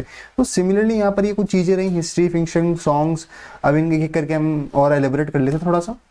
तो यहाँ पर देखिए आपको जो आपको ये एक प्रिंट दिख रहा है, यहाँ पे इस प्रिंट में क्या दिख रहा है आपको, इस प्रिंट के अंदर यहाँ पर ये देखिए मंदिर बना हुआ है, यहाँ पर ये मस्जिद बनी हुई है, गिरजाघर बना हुआ है। तो कहीं ना कहीं यहाँ पे बाल गंगाधर तिलक है, और इस प्रिंट के आसपास आपको चारों धर्मों को क्या कर दिया गया, एक तरह दिखाया गया, ताकि कहीं ना कहीं लोग अपने को, चाहे हिंदू हो, चाहे मुसलमान हो, चाहे क्रिश्चियन हो, वो सब बाल गंगाधर तिलक को एज ए कलेक्टिव पॉइंट के तौर पर देखें और खुद को भारतीय समझना शुरू करें। द पोयम, अब यहाँ पर सॉन्ग का अगर मैं एग्जाम्पल दूं तो यहाँ पे पोयम थी एक वंदे मातरम, जो बंकिम चंद्र चट्टोपाध्याय ने 1870 में लिखी थी। इस पोएम को कहीं ना कहीं यूज़ किया गया काफ़ी ज़्यादा मूवमेंट के दौरान, ताकि एक मतलब अब जैसे कोई गाना होता है, उस गाने को लैंग्वेज नहीं होती, गाना तो गाना है, मतलब म्यूजिक की अपनी कोई लैंग्वेज नहीं होती, म्यूजिक चाहे इंग्लिश में हो, चाहे हिंदी में हो, चाहे तमिल में हो, वो तो म्यूजिक है, उससे तो सब कनेक्ट कर पाते हैं। अब आपको कई कई बार आप कुछ गाने सुनते हो जिनका शायद आपको मतलब नहीं पता और आप गाते हो उसको, तो वैसे ही जो वंदे मातरम हो तो उसको स्प्रेड किया गया ताकि पूरा इंडिया उससे कहीं ना कहीं कनेक्ट कर पाए, ठीक है। वैसे ही आपका दूसरा है एक एग्जाम्पल और इमेजेस, जो मैंने आपको बताया प्रिंट्स का भी यूज़ किया गया था, तो इमेजेस का यूज़ किया गया, यहाँ पे भारत माता की कुछ तस्वीरें बनाई गई जो कहीं ना कहीं कनेक्टिविटी फील करा रही थी किसको, पूरे इंडिया को। जैसे ये इमेज है, अब यहाँ पर कहीं पे भी कुछ ऐसा सिंबल यूज़ नहीं किया गया जो किसी स्टेट का हो या फिर मतलब किसी स्पेसिफिक रीजन को रिप्रेजेंट करता हो। यहाँ पे जनरली रिलीजन को रिप्रेजेंट किया जा रहा है, जैसे भारत माता को दिखाया जा रहा है यहाँ पे एक यहाँ पर एक मतलब कहीं ना कहीं एक माता के तौर पर दिखाया जा रहा है, स्पिरिचुअल लेडी के तौर पर, जैसा कि फ्रांस रेवोल्यूशन में भी दिखाया गया था। यहाँ पर देखिए ये भारत माता को दिखाया जा रहा है। तो मतलब लोग यहाँ पर ऐसे सिंबल्स का यूज किया गया जो मतलब किसी भी स्पेसिफिक स्टेट से या फिर स्पेसिफिक रीजन से लोकेट नहीं करते, मतलब एक इमेज, जनरल इमेज, यहाँ पे कुछ भी ऐसा मतलब एक स्पेसिफिक नहीं है, सब कुछ जनरल चीज़ों का इस्तेमाल करके भारत माता को रिप्रेजेंट करा जा रहा है। भारत माता की इमेजेस पूरे इंडिया में फैलाई जा रही हैं, तो लोग उससे कनेक्ट कर पा रहे हैं कि हाँ ये हमारी माँ है, मतलब देश को एज अ माँ के तौर पर दिखाया जा रहा है। तो माँ से ज़्यादा भावना जुड़ पाती है और माँ को एकदम ऐसे स्पिरिचुअल लेडी के तौर पर प्रेजेंट कर रहे हैं ताकि सब उससे कनेक्ट कर पाएँ। अब यहाँ पे कोई भी कैसा भी कल्चर का हो, इंडिया के अंदर कोई भी लैंग्वेज बोलता हो, माँ के साथ तो सब जुड़ा हुआ महसूस करते हैं। तो यहाँ पर कहीं ना कहीं ऐसी इमेजेस बनाकर भी आपकी कलेक्टिविटी की फीलिंग डेवलप की जा रही कि आप सब एक ही माँ की संतान हैं और वो है भारत माँ। The spiritual image of Bharat माता पेंटेड बाय अबिंद्रनाथ टैगोर। तो यहाँ पे कुछ अबिंद्रनाथ टैगोर ने कुछ पिक्चर्स बनाई जो मैंने दिखाई आपको पीछे अभी। Played great role in infusing the feeling of nationalism. और जब भावनाएं आ जाती है ना तो बस फिर भावनाओं में आप किसी से कुछ भी करवा सकते हैं। तो यहाँ पर कहीं ना कहीं जो ये आपके इमोशंस के साथ जो कहीं ना कहीं जागरूकता लाई गई है, इमोशंस के साथ आपको जो डेवलप किया गया ना, इस वजह से बस जो कि भैया माँ के साथ किसी को आप जोड़ दोगे तो माँ के लिए तो कोई भी कुछ नहीं तैयार करने के लिए तैयार हो जाएगा ना, लड़ने के लिए तैयार हो जाएगा। तो यहाँ पर जो इंडियंस हैं उनके हार्ट्स में कहीं ना कहीं वो फीलिंग डेवलप की गई भारत माता के लिए, और जिससे लोग अपने आप को से जोड़ पाए। और Vande Mataram became one of the most popular slogan of freedom fighters. तो कुछ स्लोगन्स डेवलप किए गए, जैसे वंदे मातरम आज भी हम असेंबली के अंदर, स्कूल असेंबली में कहीं ना कहीं यूज मतलब होते ही है, वंदे मातरम के नारे लगाए जाते हैं, ठीक है। तो इस तरह की चीज़ें कहीं ना कहीं इंडिया के अंदर कलेक्टिविटी डेवलप कर रही थी, कल्चरल प्रोसेस जो कि हम कह रहे हैं। Likewise, the divine image of Bharat Mata was painted by different artists their own way, and this figure became embodied from the nation state India। तो अलग अलग आर्टिशियंस ने कहीं ना कहीं भारत माता की पेंटिंग्स बनाई जो देश को रिप्रेजेंट कर रही थी as a lady of Bharat Mata. Along with the, अब आप कुछ एग्जाम्पल और देखते हैं, यहाँ पे आइए। कॉन्सेप्ट या और एक नया फैक्टर है जो कि है आपका फोक टेल्स। जो लोक कथाएं होती है ना कहीं उनको भी इंट्रोड्यूस किया गया। अब ये क्यों लाई गई? ये इसलिए लाई गई क्योंकि जो ब्रिटिशर्स थे वो कहीं ना कहीं लंबे समय तक 100-150 सालों तक हमको ये बताते रहे इंडियंस को कि आपका कल्चर तो बहुत ज़्यादा मतलब घिसा पिटाया है, आपके कल्चर में तो कुछ है ही नहीं, आप बहुत ज़्यादा आप बहुत ज़्यादा बैकवर्ड हो, और आपके कल्चर के अंदर और आप किसी भी चीज़ के लिए कैपेबल ही नहीं हो, आपका जो ज्ञान है वो भी बहुत ज़्यादा क्या है, मतलब बहुत ज़्यादा पिछड़ा हुआ है। तो इन सब बातों से लोग क्या करने लग गए थे, खुद से कल्चर से थोड़ा सा कहीं नहीं वो पिछड़ने लग गए थे और ब्रिटिश कल्चर को ज़्यादा अच्छा मानने लग गए थे। तो इन सब चीज़ों को ठीक करने की जरूरत थी, क्योंकि अगर आपको मैं इंडियंस बना भी दूं और अगर आप उसको उस चीज़ के ऊपर गर्व नहीं करते कि भैया मेरा देश इतना महान है, तो आप उससे जुड़े रहना चाहोगे ही नहीं। अगर आप अपनी चीज़ पे गर्व नहीं करोगे और आप उसके ऊपर प्राइड फील नहीं कर रहे, तो कभी भी आप उसका पार्ट नहीं बनना चाहोगे। आप किसी भी कमज़ोर चीज़ का पार्ट क्यों बनोगे? तो इसलिए आपको यहाँ पे दिखाने की ज़रूरत है कि इंडिया कितना ज़्यादा इंडिया कल्चर कितना महान था, और कहीं ना कहीं ये एक बहुत ही फ्लरिश कल्चर रह चुका है। तो लोग भूल गए थे इन बातों को कहीं ना कहीं, क्योंकि अगर मैं आपको लंबे समय तक झूठ बोलता रहूँगा तो आप झूठ को भी सच मानने लगोगे। वही कहते हैं ना कि 100 बार बोला गया झूठ भी सच बन जाता है। तो वही वाली बात थी, कहीं ना कहीं ब्रिटिशर्स ने इतना झूठ बोला, इतना ज़्यादा मतलब इंडियंस को ऐसा बताया कि आपके कल्चर में तो कुछ है ही नहीं, तो वो सच में समझने लगे कुछ है ही नहीं रे यार, सच में हम बहुत ज़्यादा पिछड़े हुए हैं। तो कहीं ना कहीं यहाँ पे कुछ लीडर्स आए जिन्होंने फोक टेल्स मतलब लोक कथाओं का कहीं ना कहीं संग्रह किया, उनको कहीं ना कहीं एक जगह पे इकट्ठा करके उनकी प्रिंटिंग करके कहीं ना कहीं उनको भेजा पूरे भारत के अंदर, और लोगों को वो चीज़ें कहीं ना कहीं कंटिन्यूसली वापस से चीज़ों को सुनाई गई कि आपका कल्चर कितना महान है, आपका देश कितना महान रह चुका है। छोटी छोटी कहानियों की थ्रू चलती हैं, आज भी सुनते हैं। Legends of the Indian heroes, जैसे अगर हम महाराणा प्रताप की कहानी देखें तो उस कहानी के थ्रू लोगों को समझाया जा सकता है कि इंडिया कल्चर कितना अच्छा था, यहाँ पे कितने महान राजा हुए हैं। Indian hero of the past who became the immortal example of great Indian culture and values also played an important role in motivating the peoples of India. तो इस तरह से लोग किस तरह से खुद को मोटिवेट फील करें। तो यहाँ पर जैसे मैं एग्जांपल लूँ तो यहाँ पर थे आपके रविंद्रनाथ टैगोर, जिन्होंने बंगाली के अंदर इस तरह का कहीं ना कहीं कलेक्शन किया, और नटेश शास्त्री थे जिन्होंने तमिल के अंदर किया। Develop the sense of affection and the pride towards great heritage, ताकि लोग अपने हेरिटेज पर क्या कर सकें, प्राइड कर सकें, इसलिए ऐसी चीज़ों को परफॉर्म किया जा रहा था। और यहाँ पर दूसरी बात आती है try colour flags design by different protesting groups. और यहाँ पर अलग अलग, जो आपको पता है कि भारत में कहीं ना कहीं अलग अलग तरह के ग्रुप्स थे जो सभी ब्रिटिशर्स के अगेंस्ट ही लड़ रहे थे, तो उन्होंने क्या करा, ट्राई कलर के फ्लैग डिजाइन किए। अब फ्लैग्स अलग अलग टाइप के थे, पर जनरली उनमें 3 कलर का यूज किया था, तो मैं यहाँ पे ट्राई कलर फ्लैग कर रहा हूँ। तो वहीं पे गांधी जी ने भी 1921 में एक फ्लैग डिजाइन किया था जिसे बोला जाता है स्वराज फ्लैग। अब इस फ्लैग में क्या था, जो हमारा आज का फ्लैग है उसके अंदर हमारे यहाँ पे 3 ऐसे 3 आपके हॉरिजॉन्टल पट्टियां हैं, जिसके अंदर सेंटर के अंदर आपका सर्कल बना हुआ है, और मतलब अशोक सर्कल बोलते हैं जिसे हम, हमारा अशोक सर्कल। और तो वहीं पर जो गांधी जी ने बनाया था उसके अंदर यहाँ पर सेंटर में क्या था, यहाँ पर चरखा था, स्पिनिंग व्हील बनाया था गांधी जी ने, तो उसे क्या बोल रहे हैं यहाँ पर, स्वराज फ्लैग बोल रहे हैं। तो कहीं ना कहीं ऐसे फ्लैग्स को पूरे इंडिया में कहीं ना कहीं फैलाया जा रहा था ताकि लोग कनेक्टिविटी बना सकें, क्योंकि जो ऐसी चीजें होती है ना, सिंबल्स, उनकी कोई लैंग्वेज तो होती नहीं है, चाहे कोई भी धर्म का व्यक्ति हो, कोई भी लैंग्वेज का हो, कोई भी मतलब वो भाषा बोलता हो, कोई भी स्टेट में रहता हो, सब कनेक्ट कर पाते हैं। कॉमन चीजों को डेवलप करने से क्या चीजें कॉमन हो जाती है, तो फिर लोग जुड़ पाते हैं उससे। वहीं पर अगर मैं कोई स्लोगन चला दूं, या फिर मतलब कोई मान लीजिए कोई लैंग्वेज है तो कोई पिक्चर रिलीज करूँ, तो फिर वो उसी ग्रुप वाले जुड़ पाते हैं उससे। वहीं सिंबल्स के अंदर ऐसा नहीं, सिंबल्स में हर कोई कनेक्ट कर पाता है हर चीज से, ठीक है। अब यहाँ पर एक और इम्पॉर्टेंट कॉन्सेप्ट आता है, nationalism through Indian ancient history.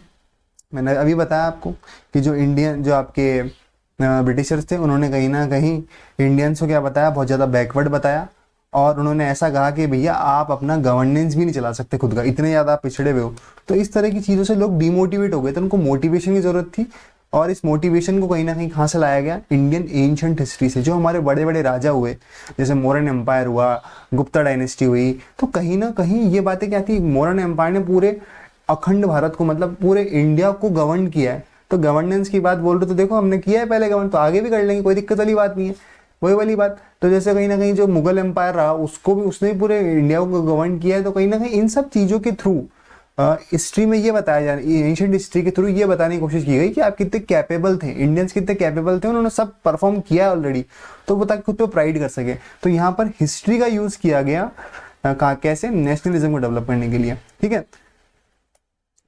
तो इन हिस्ट्री को डेवलप करने के, इन हिस्ट्री को मतलब लोग प्रेजेंट कर रहे थे, उनके कुछ नाम जैसे स्वामी दयानंद सरस्वती, स्वामी विवेकानंद, बाल गंगाधर तिलक, मदन मोहन मालवीय, ये कुछ स्कॉलर्स थे जिन्होंने इन सब चीज़ों को प्रेजेंट किया न्यूज़पेपर के थ्रू, खुद की बुक्स के थ्रू, तो लोग खुद पे प्राउड कर सकें, ठीक है। Remind the Indians their great past, a kind of vital energy started following through the Indians, they became unite to fight for their divine motherland. ताकि लोग जब अपनी मदर पे, अपने मदरलैंड पे प्राइड करेंगे, तभी तो उसके लड़ेंगे। अगर आपको लगेगा कि तो हमारा देश तो बहुत पिछड़ा हुआ है, तो उसे आप क्या सोचोगे कि उसको तो बदल देते हैं, और जो वेस्टर्न कल्चर है उसके अकॉर्डिंग हम भी ब्रिटिशर्स की एक कॉलोनी बन के रहते हैं, आराम से, अच्छा रहेगा हमारे लिए। पर जब आपको पता लगे कि आपका कल्चर डिफरेंट है और उनसे बेहतर है, तो आप क्या सोचोगे कि नहीं, हमें उनसे अलग होना है और हमारे कल्चर को फ्लरिश करवाना है, और हमें अपनी भारत माँ को कहीं ना कहीं आज़ाद करवाना है। तो इन सब फैक्टर्स के थ्रू कहीं ना कहीं देश के अंदर नेशनलिज्म की फीलिंग को लाया गया, और उनको कहीं ना कहीं आज़ादी की लड़ाई के लिए तैयार किया गया देश के अंदर, ठीक है। तो यहाँ पर हमारा चैप्टर एंड हो चुका है। अब बस हमारा लास्ट टॉपिक जो कि कंक्लूजन है, तो वो देख लेते हैं एक बार क्या है कंक्लूजन। तो started the oppressive and exploiting policies of the colonial government and frequent insult of the Indians by the whites inspired. तो कहीं ना कहीं जो लगातार इंसल्ट थी वाइट्स के थ्रू इंडियन सी की गई, उसने कहीं ना कहीं इंस्पायर किया various social group of India to right and fight for their freedom. इस वजह से ही लोगों ने क्या करा, फाइट करना शुरू किया। अगर मान लो ब्रिटिशर्स अच्छे से हमसे ट्रीटमेंट करते और बढ़िया हमारे देश में सब कुछ अच्छा अच्छा कर रहे होते तो शायद हम नहीं लड़ते और आज भी अंग्रेजों के साथ ही चल रहे होते, पर उन्होंने हमें इंसल्ट की तो हम चकते ना कि यार इंसल्ट कैसे कर दिया, लड़ेंगे हम। तो वही वाली बात हुई। Through various social group had different mindset and objective, और हमने देखा इस चैप्टर के अंदर कैसे डिफरेंट सोशल ग्रुप्स थे, वो अपने माइंडसेट के साथ अलग अलग सिविल डिसोबीडियंस मूवमेंट में इन्वॉल्व थे, और कहीं ना कहीं अलग अलग ग्रुप्स थे वो आपस में कॉन्फ्लिक्ट कर रहे थे। जैसे अनटचेबिलिटी का ग्रुप था, जो दलित्स का ग्रुप था वो कैसे नाराज था, मुस्लिम्स का ग्रुप कैसे नाराज था, और कैसे इन सब चीज़ों को अकोमोडेट किया हमने, कैसे इन चीज़ों को सॉल्व किया, ये देखा। ठीक है, the most important point for the leaders was, और हमने ये देखा कि हमारे लीडर्स जो थे उनका मोस्ट इंपॉर्टेंट पॉइंट क्या था, उनका मोस्ट इंपॉर्टेंट पॉइंट था कि हमें सबसे पहले क्या होना है, जो कॉलोनियल रूल से आज़ादी लेनी है, मतलब पहले हमें आज़ाद होना है अंग्रेज़ों से, उसके बाद जो भी हमारे प्रॉब्लम्स हैं उनको हम क्या करेंगे, रिजॉल्व करेंगे इंटरनल इश्यूज़ को। तो कहीं ना कहीं आप पूरे चैप्टर में देख लो, ये नेशनलिज्म की फीलिंग ही इससे डेवलप की जा रही थी ताकि हम क्या कर सकें, हम आज़ादी पा सकें किनसे, अंग्रेज़ों से, क्योंकि लोग जुड़े हुए नहीं थे। और इस फीलिंग को डेवलप करने के बाद ही लोगों ने खुद को भारत का नागरिक या खुद को भारतीय मानना शुरू करा, इंडियन मानना शुरू करा। जब आप खुद को एक घर का मेंबर मानोगे तभी तो उस घर के लिए लड़ोगे, अदरवाइज तो फिर खुद के काम चलते रहेंगे। जैसा कि 1857 के रिवॉल्ट में हुआ था, खुद के हिसाब से लड़ रहे हैं तो हमें कुछ फायदा नहीं हुआ। तो यहाँ पर गांधी जी ने ये बात समझ ली थी कि नेशनलिज्म को डेवलप करने के बाद ही जब उनको एक बनाना पड़ेगा और एक दुश्मन दिखाना पड़ेगा उनको, और सबका मोटो एक ही होना चाहिए कि आज़ादी लेनी है हमें ब्रिटिशर से, ना कि अलग अलग होना चाहिए, तभी जाके हम सक्सेसफुल हो पाएंगे। तो यही इस चैप्टर में हमने देखा कि नेशनलिज्म को कैसे एज यूज़ किया गांधी जी ने, या फिर पूरे जो भी कहीं ना कहीं लीडर्स थे उन्होंने देश को आज़ाद कराने में। तो यहाँ पर हमारा चैप्टर सेकंड एंड होता है, और उम्मीद करता हूँ आपको पूरी कहानी के फॉर्मेट में चैप्टर मैंने समझाया, आपको समझ में आया होगा। अगर कोई डाउट हो, कोई भी क्वेरी हो तो आप मेरे को कमेंट सेक्शन में ज़रूर पूछें, मैं उसका रिप्लाई दूंगा आपको ज़रूर। ठीक है, तो thank you for watching my video and like and subscribe ज़रूर कीजिएगा।